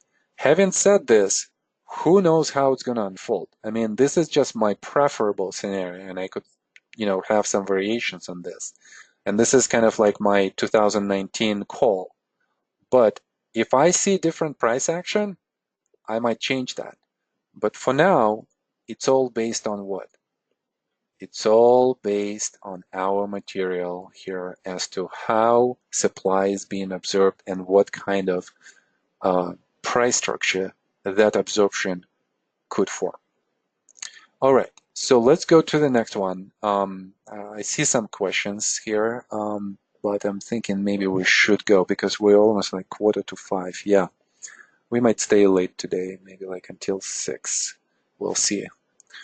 Oh, hold on a second. Ease of movement. This is a good one because as I started working with institutional clients, and my first institutional client that I had was in 2009. And this was, and a lot of you are becoming friends, guys. If you stick around and if you kind of communicate with me and I see your contributions and we talk, a lot of my students, became good friends, and friends, kind of professional friends, obviously not like personal friends, but professional friends. And I was working with this person in 2009, and we're looking here at Home Depot, but basically the pattern was the same, right? So we had such a big move to the downside in the markets, and then the volume signature was like this. There was a lot of volume into the climactic action, into phase B, into phase C. And then the volume signature was diminishing throughout the whole structure. And then once the price started moving up, the overall volume signature, including demand, was decreasing volume signature. And then we could see maybe in 2010, 2011, 2012, some kind of increased volatility, which was the increase of the short-term volatility.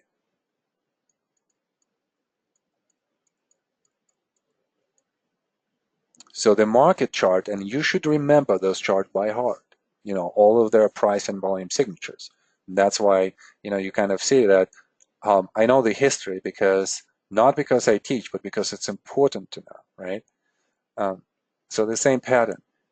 So the question that we have here, and that, that person, that student had at that point of time in 2010, 2009, 10, and 11, was that with the decrease in demand signature, that in the conventional technical analysis would suggest that there is less buying. How is it that the price is not going down? And I've seen this over and over again since 2009, where I would go to the conference and then technical analysts are going to discuss this no demand confirmation, no volume confirmation, and therefore they would be scaling down. They would be underweight in their positions. And my question to them was, well, the price still goes up. How could you scale out? How can you scale down? So let me raise the same question for you. Why do you think the price is going up, whereas at the same time the demand is decreasing? The buying is decreasing. What do you guys think? Write it down. All right. Good. Great. Great. Awesome. Yes, a lot of you are totally correct. What is happening, let's kind of create this story, right? So what does CO does at this point? Well, obviously CO is accumulating. Again, we're talking about 100 units, right, of supply as an example. Then ITFs are getting into this position as well. And they are consuming, a specific number of units. Short-term value, again, buying by institutions. Short-term value, buying by institutions. So they are absorbing the supply in this area to the point where supply, as some of you have said, is in strong hands. Well, one thing that we forget to add to this is Wyckoffins. And supply is not being put on the market.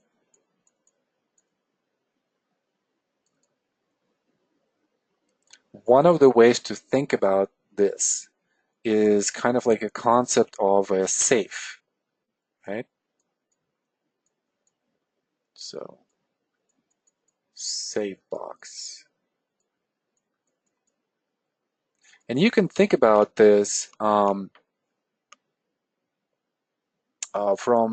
the perspective of just 100 years ago, when somebody would buy the stock. They literally could have the stock certificates in their hands, and they would just put it in the safe box and just keep it there. So CO is not providing supply. It has absorbed the supply, put it in the safe box, and it doesn't provide supply to the market. So therefore, when there is no supply, the only way that the price could potentially behave is to go up, even on the diminishing demand signature. And the demand signature is going to decrease just because there is no need for the CO to buy more. ITFs are already in the position. All of the strong hands are operating within the context of the uptrend. And the only in and out and emergence of the supply is going to be some profit taken and some weak hands being, at the wrong time selling. That's the only supply that is available on the way up. Well, let's look at this in a slightly different way. So today's lecture is all about alternative ways of how we look at this, right? So supply is decreasing here. Okay, so let's look at this from using another analogy. And this analogy I call an ice cream analogy, an ice cream story.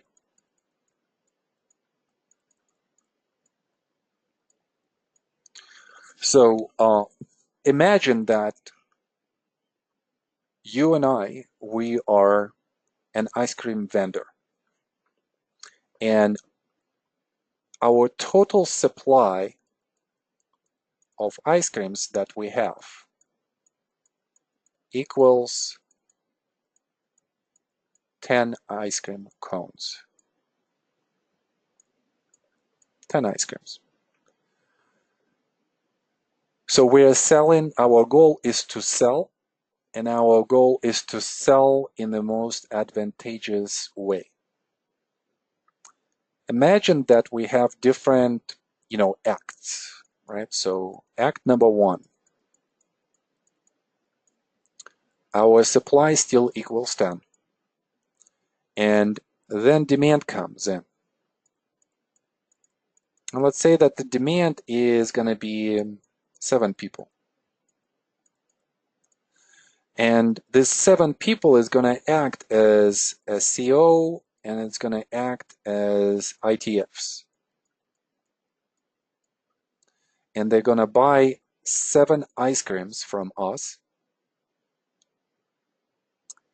at the price of $1.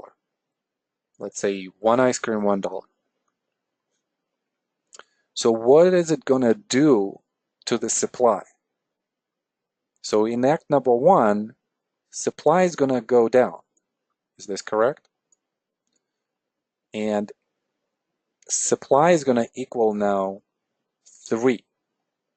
So we had 10, we sold 7, and we sold at $1 price. At the same time, we know that demand has increased, right? Demand was 0 before the 7 people came to us. And now that they're here, the demand drastically went up. It went up 7 units. So we sold in Act 1 a lot of supply. And a lot of that supply at this low value and a lot of liquidity. Please note that both is there. The value is at $1.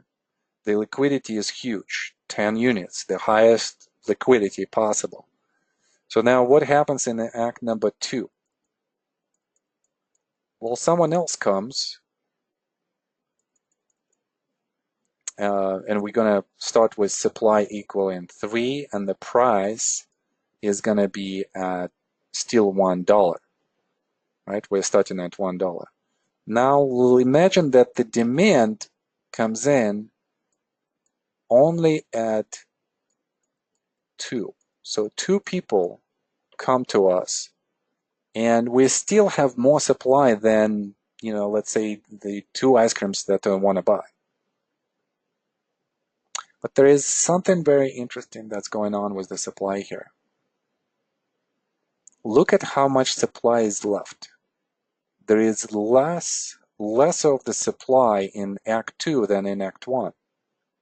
Instead of 10, now we have supply at 3.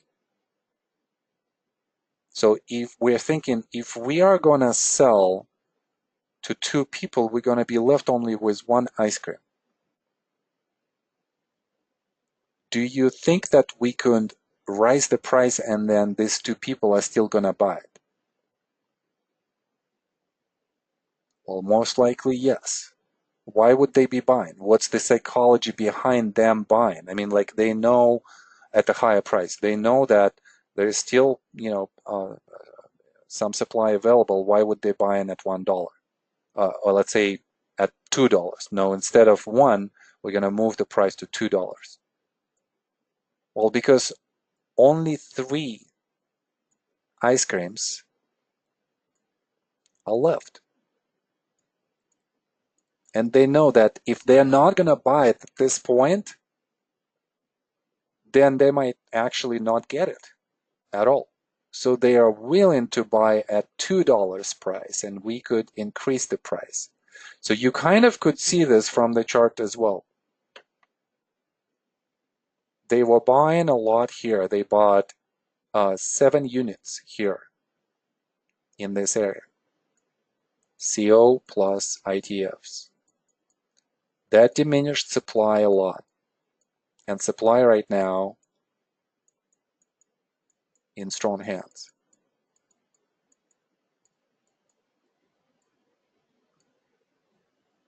Now Act 2, this is Act 1.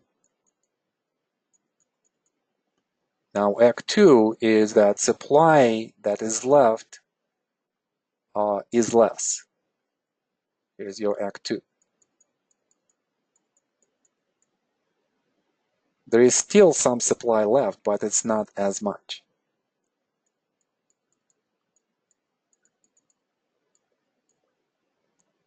But because of that diminished supply, the price should go up. And we could raise the price to $2. So let's say that they bought it. So what is it in the Act 3 that we're seeing here? So our supply is at 1 unit of ice cream. We're going to talk about the price a little bit later on. And then let's discuss 2 scenarios here, where demand is just 1 person, and where demand, so demand goes down, and where demand increases, let's say maybe 3 people. So under the first assumption where demand is decreasing, and we kind of see this here, right? Act number 3.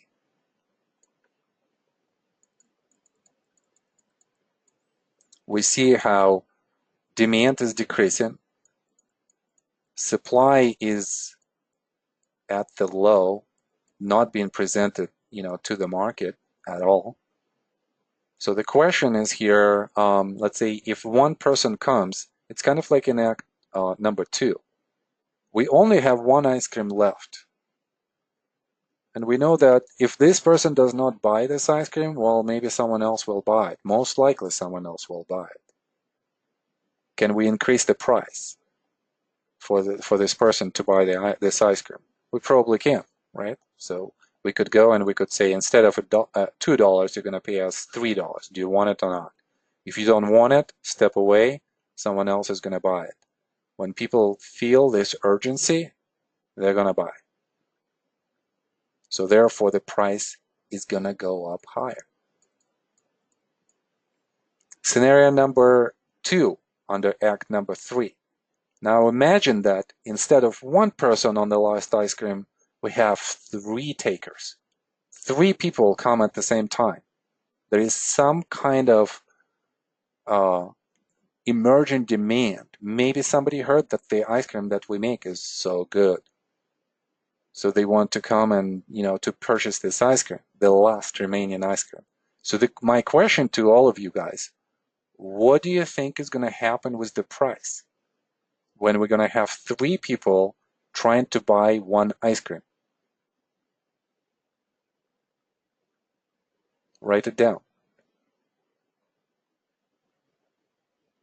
What's going to happen with the price in Act number 3 when we have only 1 ice cream left and 3 people are coming to take this. Okay, let's see what you guys are saying. They bid it up. Absolutely. Price jump. Third to the last bar. Go up to $5 to $10. Price goes hypodermic. Climactic action. It's like buying climax. Yes, yes, yes, and yes again to everything what you're saying. I'm so pleased that you guys are seeing this concept, and I'm using an ice cream here. I'm using those analogies, the stories that Bob Evans created, when he was working for SMI after Wyckoff died. The story of the ice, right?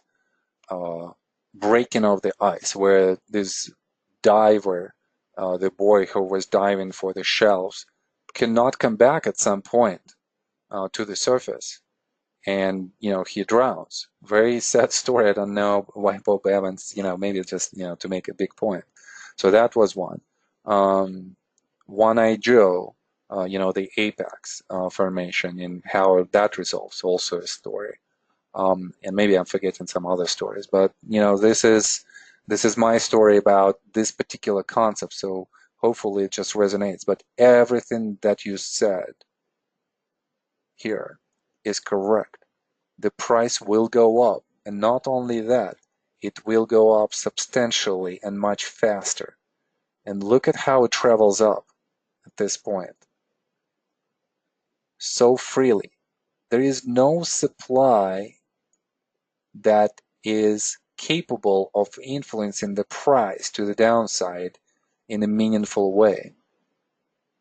Because all of the supply is in the strong hands, in the hands of the CEO and institutional trend followers. And therefore, whoever comes here, we could dictate any price, because basically this becomes an auction. And at the auction, you know yourselves how that goes. The highest bidder wins. So, and that's what happens at this point of time. And yes, you are totally correct. There could be a hypodermic action, with price just accelerating to the upside. There will be a buying climax, that's true. And the price could go, and we could charge more. We could charge instead of, so we started here with $2. Instead of $2 or even $3, we could charge $5 for the last item that we have, for the last unit. And that's how the price starts to accelerate closer to more of a speculative behavior, right? So 3 people are going to exhibit a speculative behavior because 3 of them would want that ice cream and only 1 can get it. Speculation on the way up, auction situation, price will go up and accelerate. How neat is that? You like this? You like this analogy? Does that help you to understand how the price moves here when the demand is just going down? So whenever you see this type of picture, the price goes going up and demand is going down, and somebody is going to tell you, oh my gosh, there is a divergence between the volume signature and what the price is doing. This is true, but the interpretation could be different. So be careful about that. Well, if you think that this is all done, you kind of wrong about that. Now imagine that we have act number 4. What do you think happens in act number 4? Where are we going with this?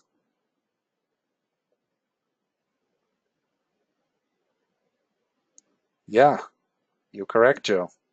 Yeah, Nalash as well. So Joe is saying, CO gives away supply. Nalash is saying, CO comes in with his supply or her supply, yeah? Or I usually say it for the CO. Yeah, exactly. So we are in the buy-in climax here. So what's going to happen? We're going to have 0 supply on our hands, and we're gonna have a total revenue of $7. What do we have to 2 plus 4, 11, and then 5. So we made $16. That's our total incoming net revenue for this product. So this is, we are the producer. And who is the producer, by the way, in the stock market? What do you guys think? Companies, right? So companies provide the product, which is shares. So a company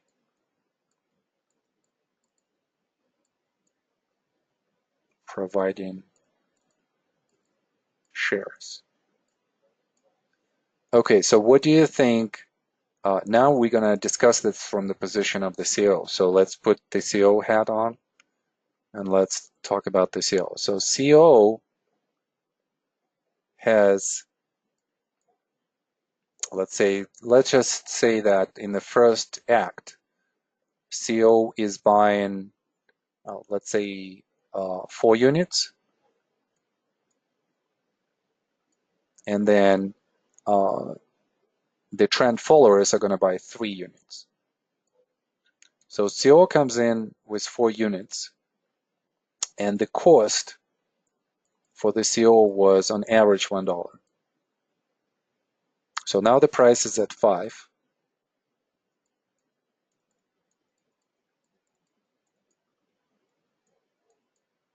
And the CEO decides to sell. Well, first of all, let's just kind of like see what kind of profit CEO is going to have. So P&L for the CEO is going to be plus 4 times 4 plus 16.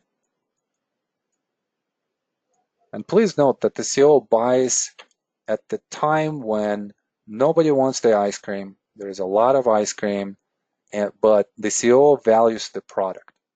And it also sees the value of the product in the price, and also the value of the product in the liquidity that is available, because they want to buy something meaningful as a position. Okay, so that's what CEO has done. And CEO is usually going to distribute this, obviously, not just on the buying climax. CEO is going to do distribution. So this is a distribution by CEO.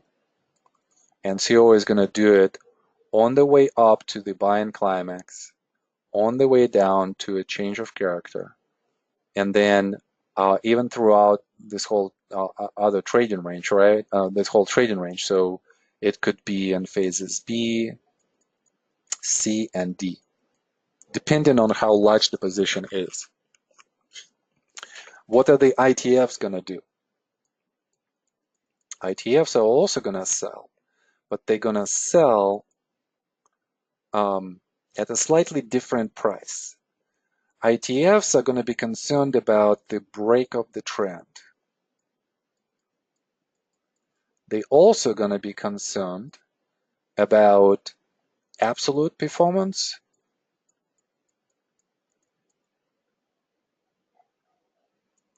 and also relative performance. So they're going to sell on a change of character throughout the trading range, and then in phase D on the other change of character. So change of character phase A, and on the way out, change of character in phase D. So this is going to be early ITFs, and then late ITFs are going to sell on the way down. And because of the nature of how they function, think about the definition. Trend followers. So they need to find the trend when it emerges. So they are not going to necessarily act as contrarians and buy at the bottom. They're going to buy on the way up as they're seeing that conditions are changing. And every time they're going to do that. On the way out, they're going to do the same thing.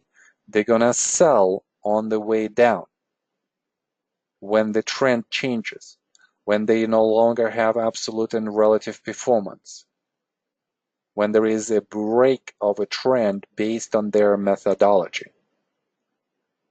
So their P&L is going to be slightly different.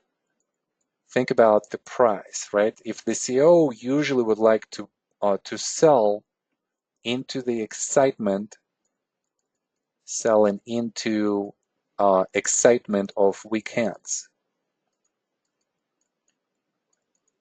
And again, where does this happen? Excitement, right? Buying climax plus upthrust of the distribution.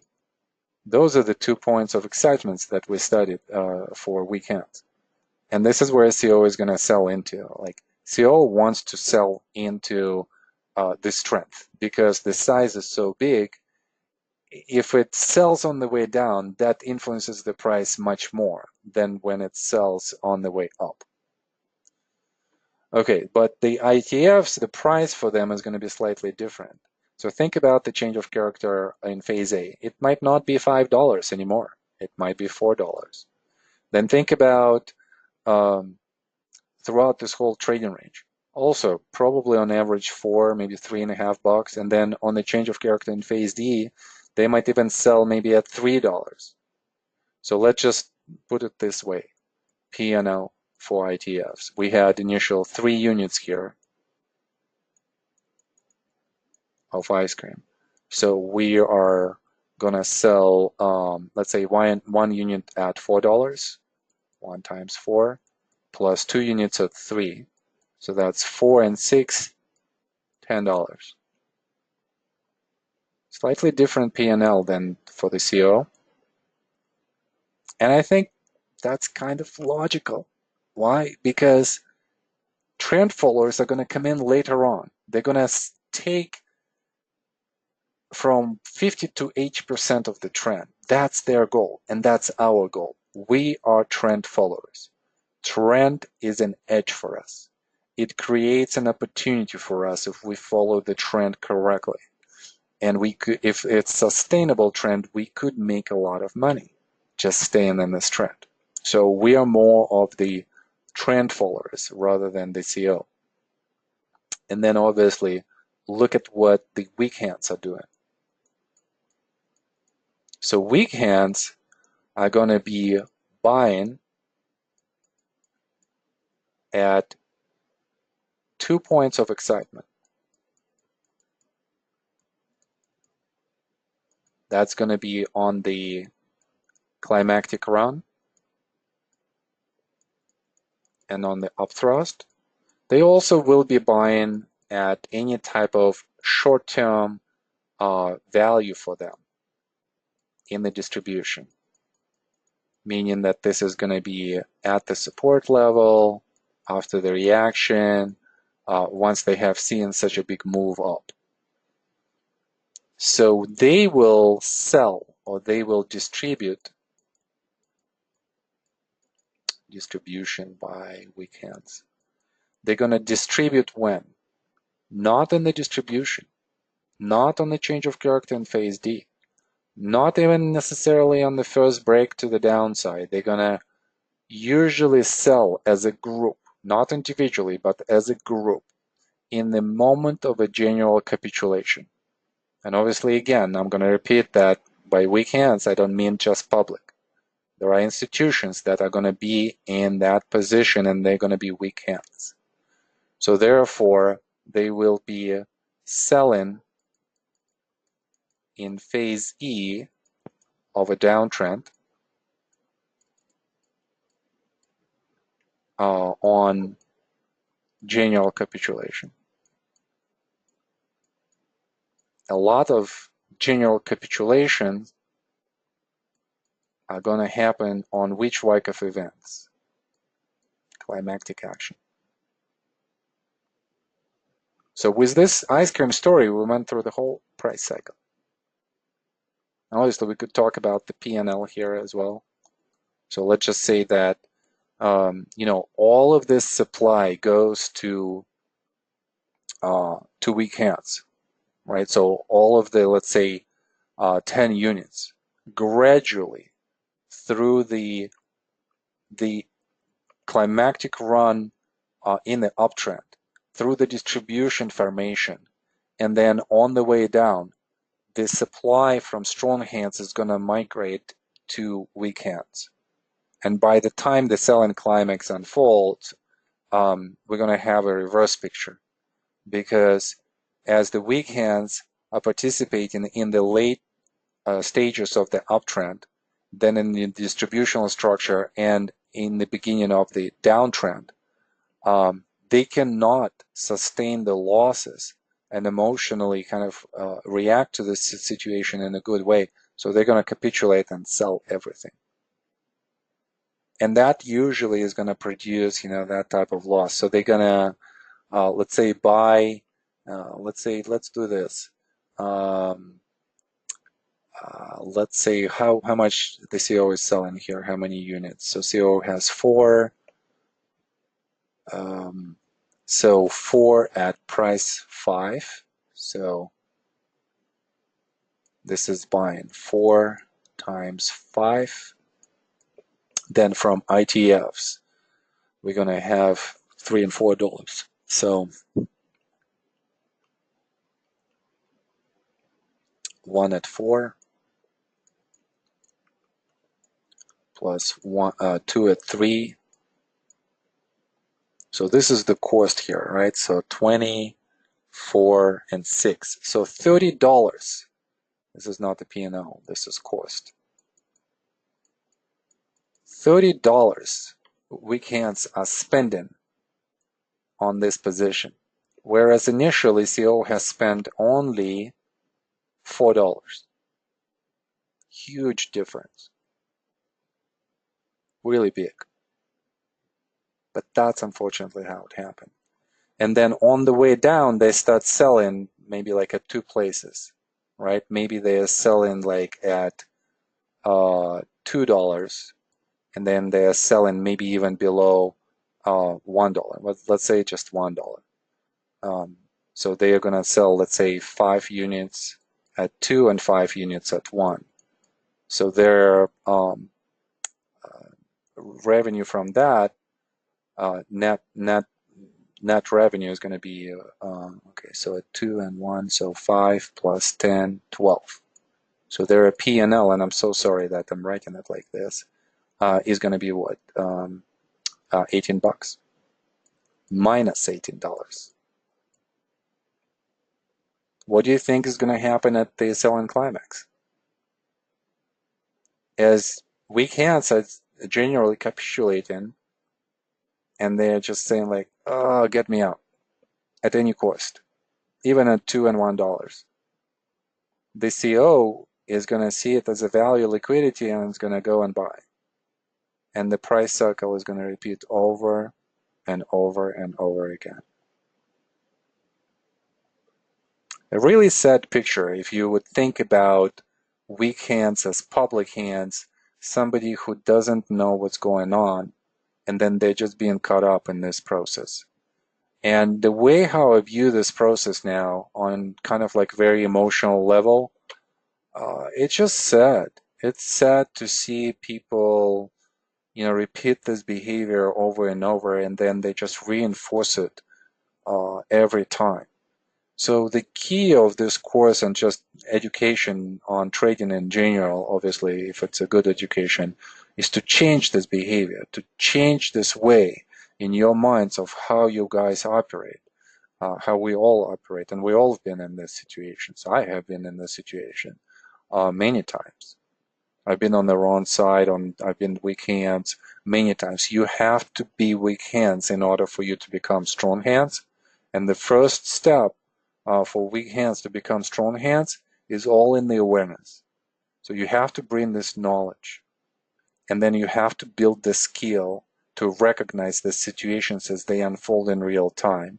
You have to understand how your self is going to be in the way of this profitability, because usually yourself is going to protect you from incurring a loss. And again, the nature created this emotional algorithms for us to protect us, right? For us to survive as species and multiply and grow. Well, it doesn't work in trading this way. We gotta be more, at least as trend followers.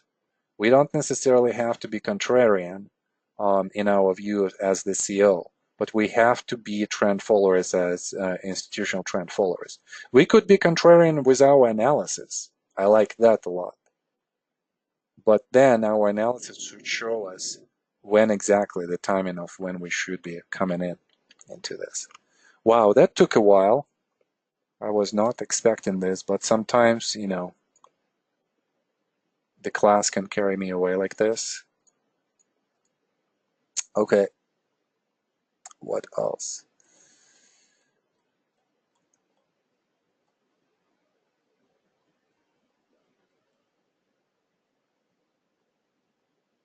Okay, all right. So I don't see necessarily any comments that this is the way I was explaining this in the previous cycle, so I thought I would just have this. Still have to create probably a proper slide, but I just like drawing. I just like, you know, explaining it like this. Okay, let's talk about maybe, let's do this. Let's not go into this study. Let's switch really quickly right away to the exercise, and we'll spend the last 30 minutes going through the exercise. Okay, so as usual, just want to point this out again. I want you to watch the video of this exercise again and make notes and email those to me. So continue doing this work. And this is definitely going to be something that's going to help you out a lot. Okay, now I also put here a solution slide number 1. Solution does not necessarily mean for me here in this exercise that I'm going to show you all of the bars. Maybe in the future cycles, you know, I'll ask my teaching assistants to do that, and we'll create that for you guys. But for now, this is just a solution slide in terms of the labeling, phases, and so on and so forth, bias. So just have a look at this. And here we go. This is where we have stopped. So I'm going to give you 20 seconds to orient yourself here. That's number 1. And secondly, in this 20 seconds, I want somebody to say yes, a volunteer, and then we're going to go through this. And hopefully we're going to finish at least this portion for today. All right, guys. You know, 20, 30 seconds, and say yes if you want to volunteer.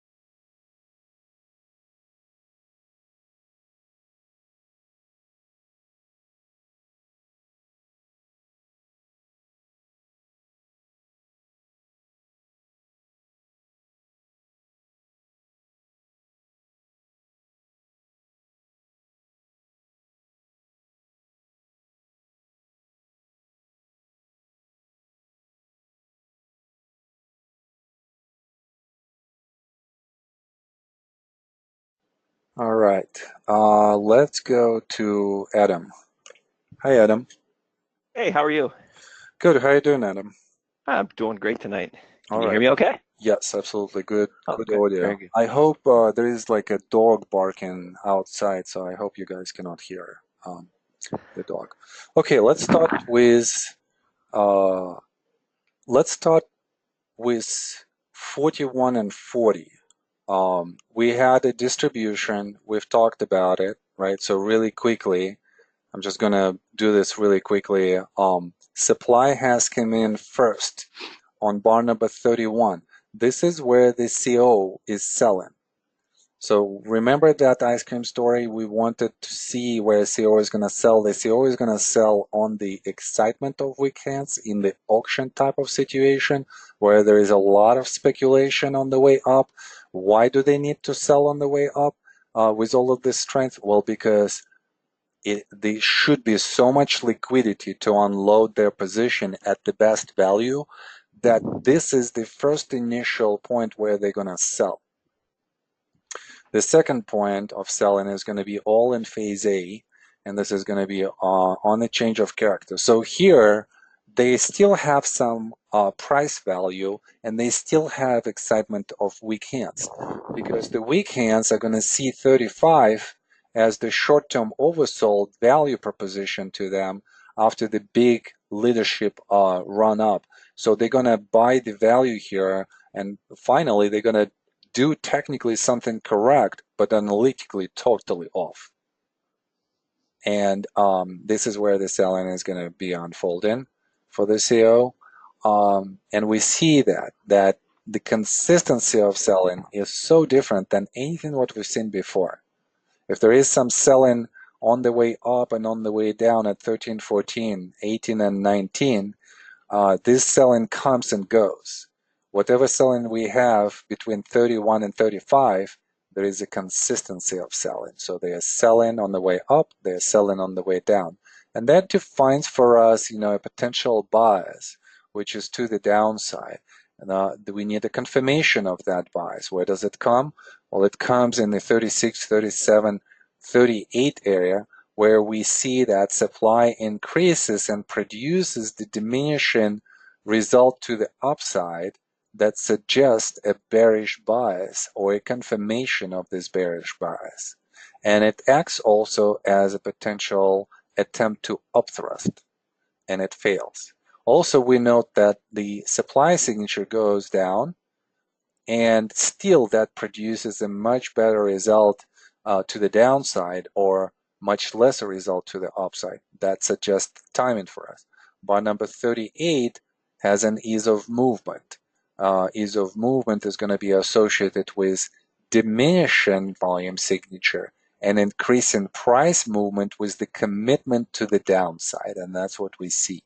And then going through this whole downtrend, we're seeing a continuation of the commitment to the downside, and this could act as a major sign of weakness for us. Bar number 39, the low, bar number 39. And then we have a small attempt to go up. We always know that LPSY, last point of supply, would come to the point of the resistance that acted before as the support. And then we're going to have a reversal. This would provide us another point of entry after bar number 38. So point of entry number 2, point of entry number 1, and point of entry number 3. We could also enter somewhere here, so 3.5, 3. Okay, and then we are in downtrend up to bar number 40 and 41. And Adam, this is where we want to start our discussion. So what is 40 and 41 in Wyckoff terms? So we have a selling climax. And why is this a selling climax? You have higher volume. What else? You also have that long tail, Mhm. and so you have some stopping action. So Yes. you know that the CO is probably coming in there to buy, and so you've got that big tail tells me that there's a lot of buying going on there. And so Absolutely. if we look way back across to bars 5, 7, 10, we can also see that it held that resistance break. So this one right here. yeah, like right in there. Yeah, it falls into this Oh, yeah. area right here. And by the way, also a really good comment here, Adam. Also think about this area right here. This whole area between 13 and 24 acts as a support. So we kind of fallen into a slightly oversold condition of this area, and that creates obviously, short-term oversold condition. It tracks, shows value, and we have a lot of liquidity here. Really good, Adam. One more item that I would add here on the price side. So we see an acceleration to the downside. So this acts as the selling climactic run. Also could be interpreted as a potential stop in action at 40 and 41.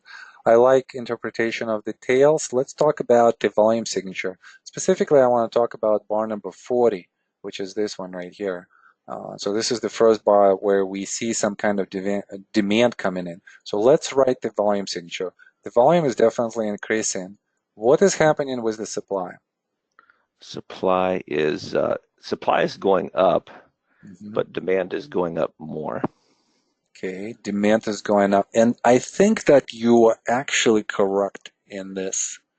And the reason why I think that you're correct is because I'm looking at the previous bar, and it's much purer supply on this bar Right.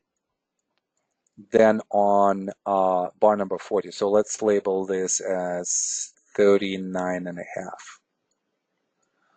Why is that? Well, because the volume signature is pretty high right here, and yet the movement is kind of pure to the downside. There is some demand that's coming in here at the beginning of the session. So not as pure as we think, but still much purer supply than at 40.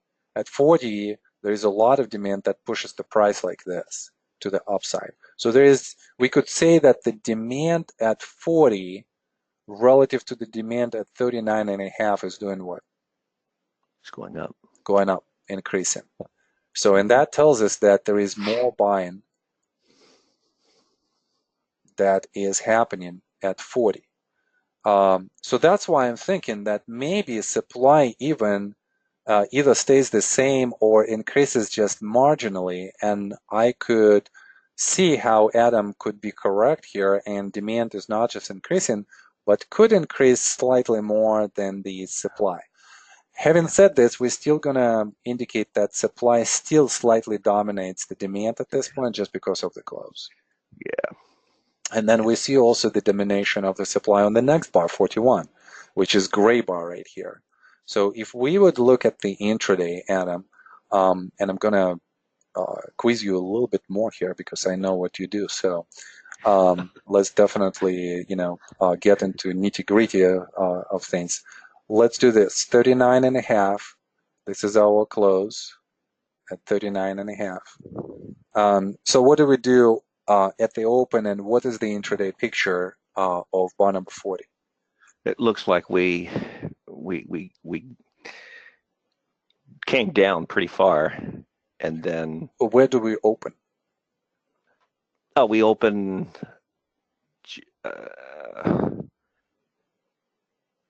Bar 40? Yeah, we actually opened up slightly.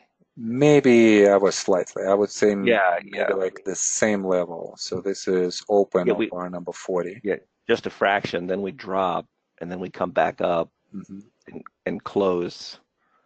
Where we were there, where it shows. Yeah, so we're closing somewhat below the open, and that's why it becomes a red bar.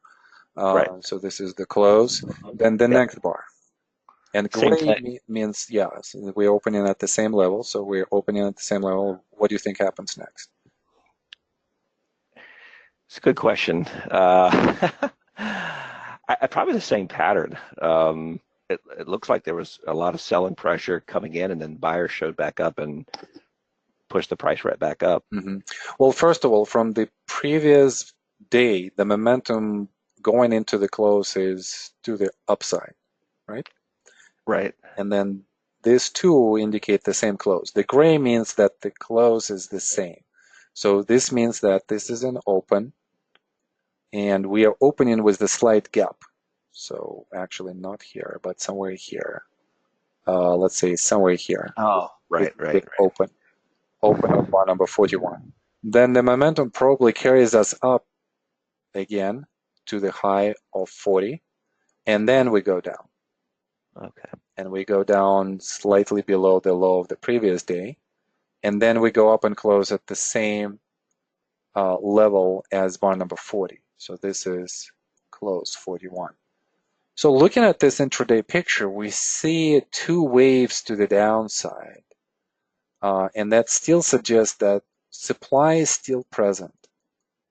Supply is still present on both, but at the same time, demand is increasing.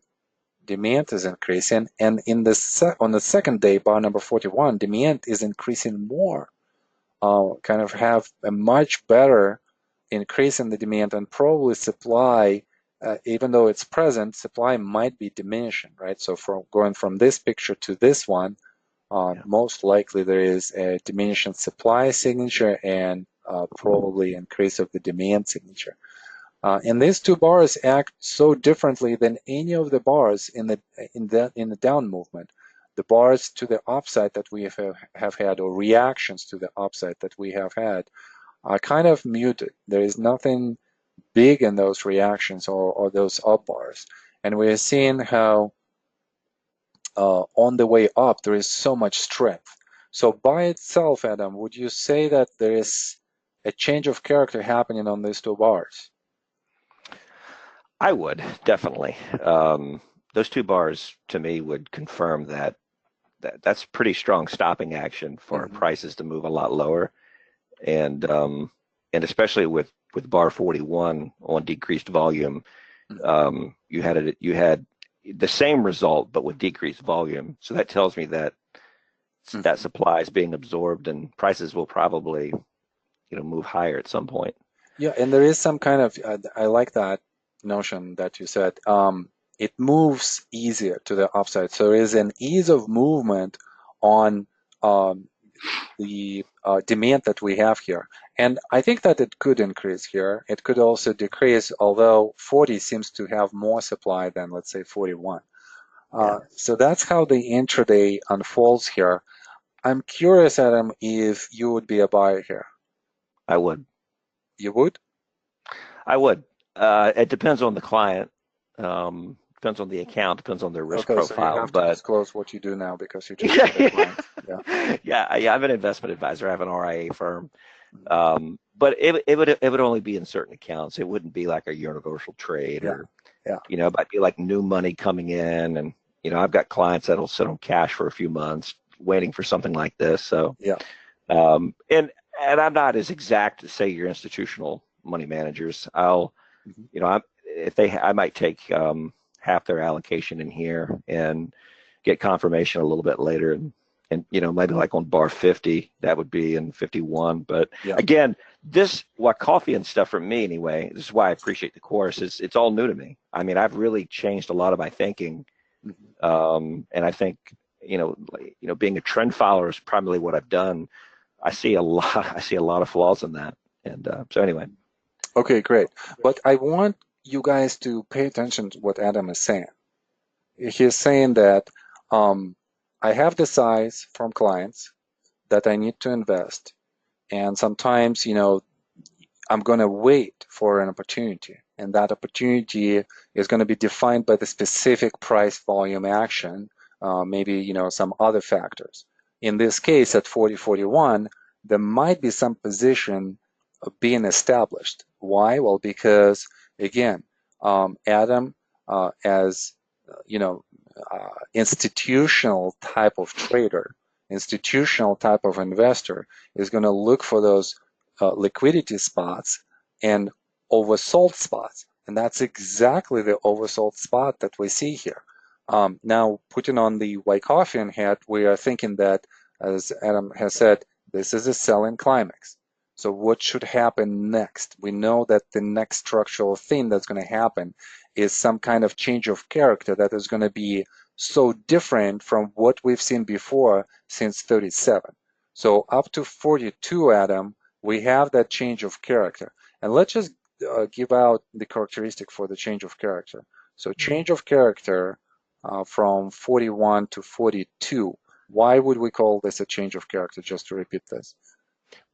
Well, we have an automatic reaction up to 42, but that's different than the previous downswing. So swing 13 to 14 is completely different than what we experienced from 12 to 13. So we know that something has changed, fundamentally there. Okay, but technically, when we look at 41 to 42, you mentioned that the distance has increased, right? So the up distance for the swing has increased. What else do we see here that is so different? 41 to 42. And then compare it to everything what we had from 37 to 40. Well, I mean, What about the demand signature? oh, yes, of course. Yes. Increased or decreased? It's been decreasing the whole time. Yeah. It's increasing here. Yeah, the demand signature is Yeah, increasing. the Yeah. demand is increasing. The distance of the rally has increased. What about the up spread? Yeah, I mean, And it's look at the up spread that we've had on the way down. There was only one instance, right? This. And then yeah, instead we're having this and this and this yeah, type of rally. yeah. So much more, right? Hmm. Okay, so the spread has increased. And those are the characteristics of the change of character. So now that we have defined that the change of character has happened, that usually means what for us?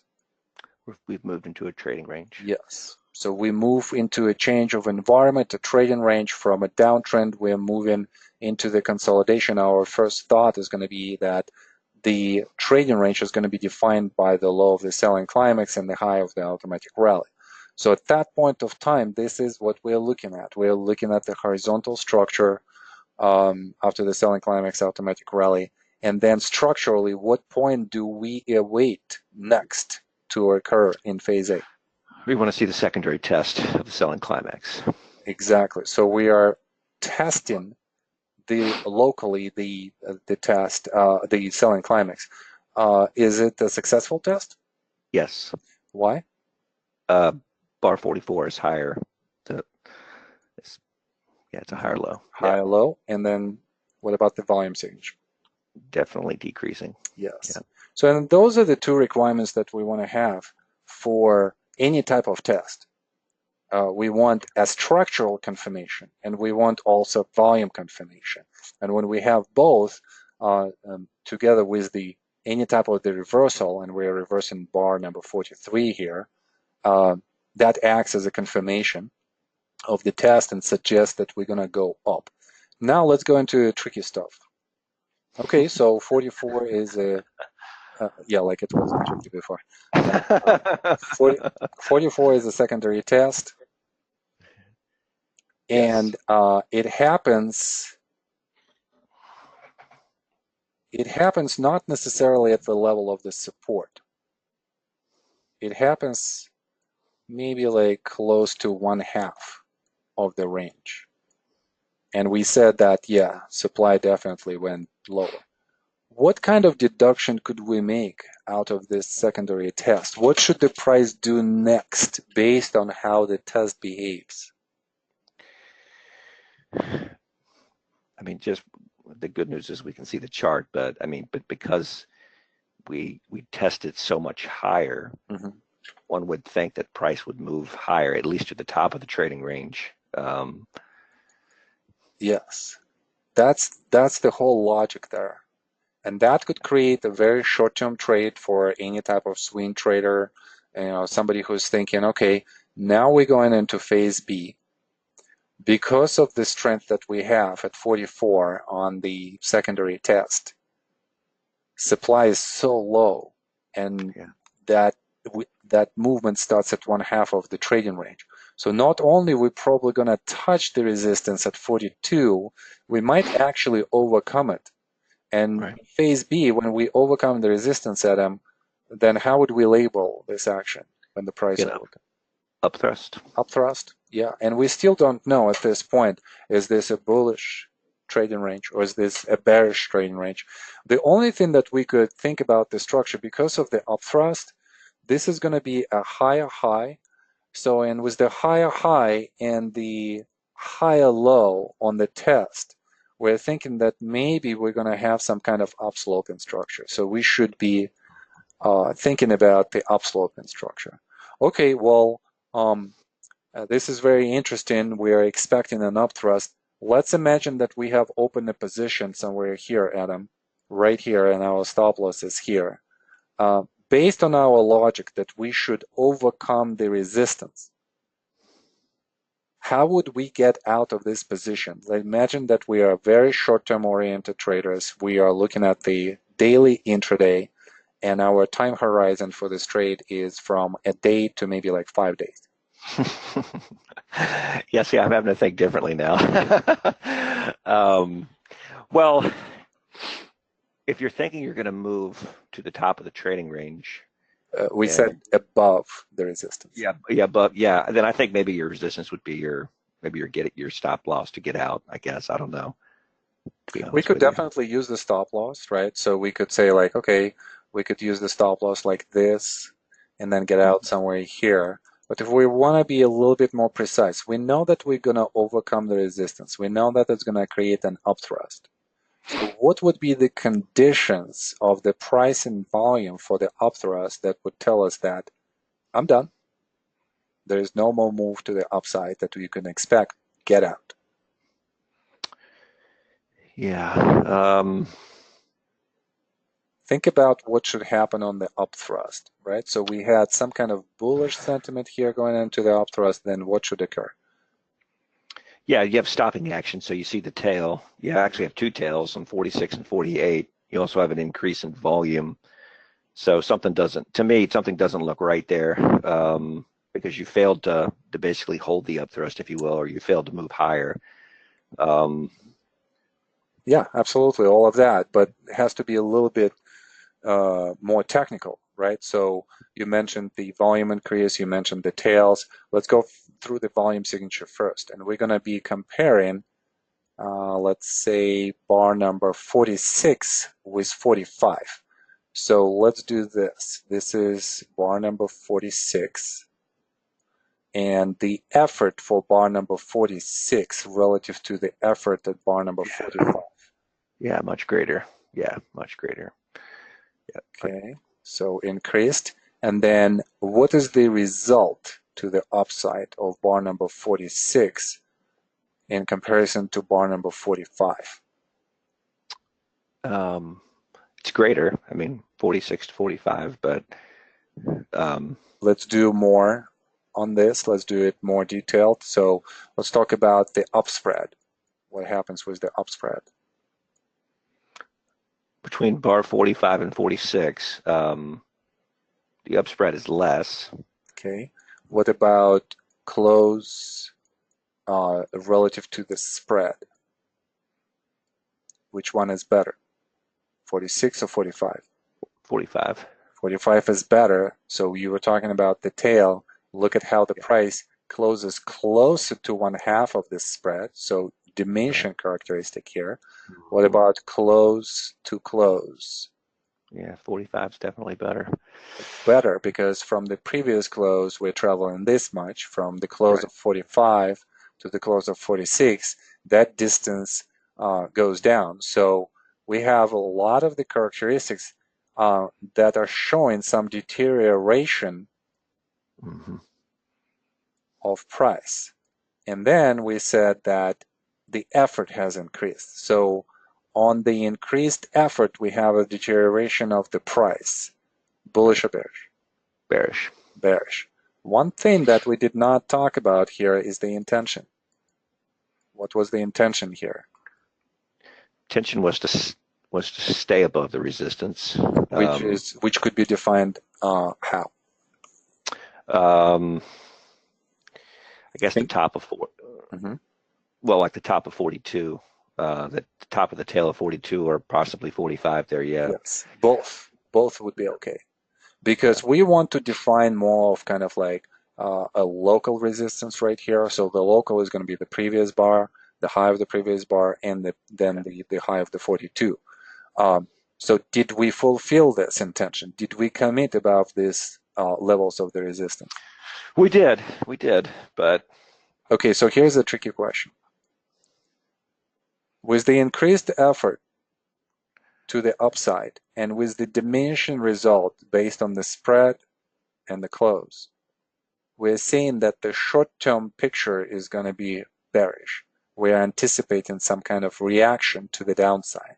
Yet we have had a commitment at bar number 46 above the level of the resistance.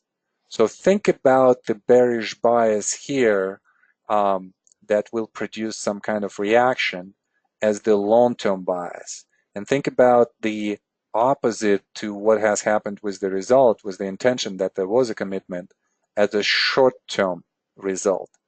So based on the short-term result, which is still positive, which is yes, could we expect some kind of attempt to continue to the upside?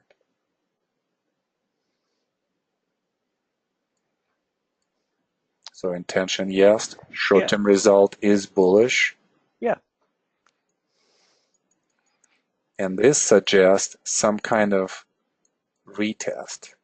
Yeah. Where is this retest? Yeah. 48.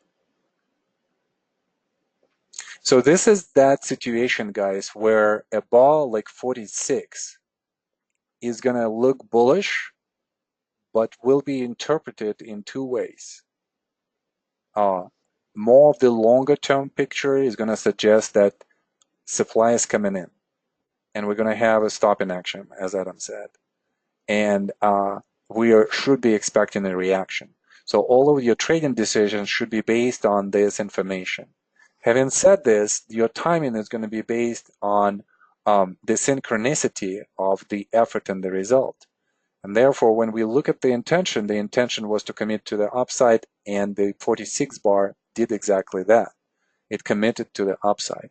So that suggests that short term, there is some kind of strength still left in the tank. And we are probably going to have, another attempt to retest, and 48 is exactly that. Okay, so now we know that when supply comes, it should produce some kind of change of behavior, change of character. Do we see that change of character somewhere after 46? Yeah, I mean, 49 is pretty big bar. And it commits below the support, so it's on the way out. Is there a change of character within the trading range? Yeah, I mean, that's the biggest down bar. That's a fairly bearish engulfing bar. It's almost as big as some of the down bars on the way down. Label this bar 49 for me within the structure of the trading range. This is a trading range. There is a trading range between 46 and 49. So 49 is going to be labeled as how? So volume goes up. You're talking about like the equation for it? Label that for me in Wyckoff terms. Oh, you mean like, oh, sorry. You're referring to like a secondary test, or Yeah, any type of Wyckoff event. So what is 49 for us? And I don't mean for the whole formation. I mean for the trading range between 46 and 49. Well, I guess that would be phase B, part of phase B. I mean, it would be. We are looking at this, right? Yes. So we're looking at 46 being what? We're stopping the price from moving further up. Right. How would we label this in Wyckoff terms? Up. Well, 46 would be your up thrust action. Yeah, I'm hold on a second. I'm just kind of like probably giving you the wrong impression of what we want to do here. So we're not discussing this. Selling dynamics, automatic reactions, secondary test. We are more, and this is an upthrust, that's true, but in the upthrust, we have a trading range, right? So for instance, if I would look at the intraday picture here, I would say that, okay, so we have the close at 46, then we have a slight open. We're probably trying to go up, going down, closing, then opening down again, somewhere here, going up, retesting at 48, coming down, opening up again at the same level, attempt to go up and then down. So this is our trading range right here. We are trying to label this action right here. How would we label this action? Oh, last point of supply. Yes. Okay. Sorry, Last I point just of didn't support. understand what you were. Yeah, I didn't Yes. follow. I Yeah. wasn't following you. So major sign of strength, a change of character on the way out on the major sign of strength. And then this is a change of character on the way out. This here, change of character. Where is the change of character on the way in? Probably somewhere on the way in, somewhere here in phase A, right? Mm-hmm. So we have two changes of character. This is a change of character, and then this is a change of character.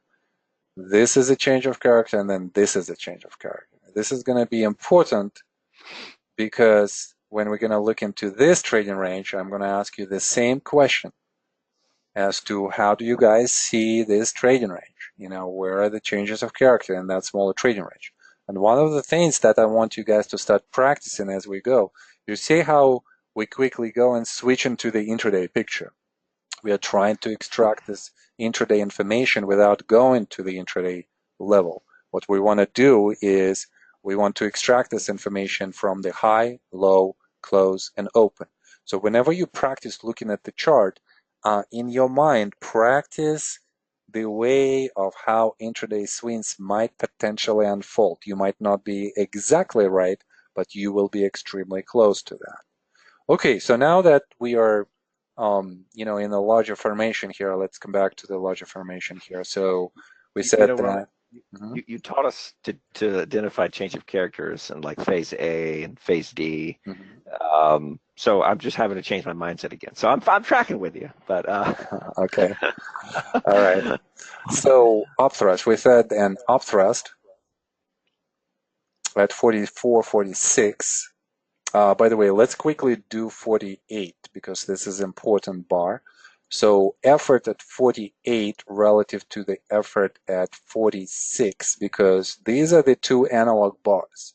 The intention behind 48 is to commit above the resistance level at 46. So what is happening with the effort? effort drops, effort is less. Okay, and then we have at 48 the result to the upside relative to the result to the upside at 46. How do we interpret that? Be less. Less. Yeah, look at the close Yep. below. Look at this spread, the same size, but Mm-hmm. yet the close is lower. The intention was to commit. So if bar number 46 had intention to commit and it did commit above the local level of the resistance, bar 48 cannot do this. Right. And that's what defines the timing for us. Finally, we see some synchronicity between effort and the result. And when this synchronicity appears, that defines the timing for us to come in and to say that this is probably the beginning of the move to the downside. And we do.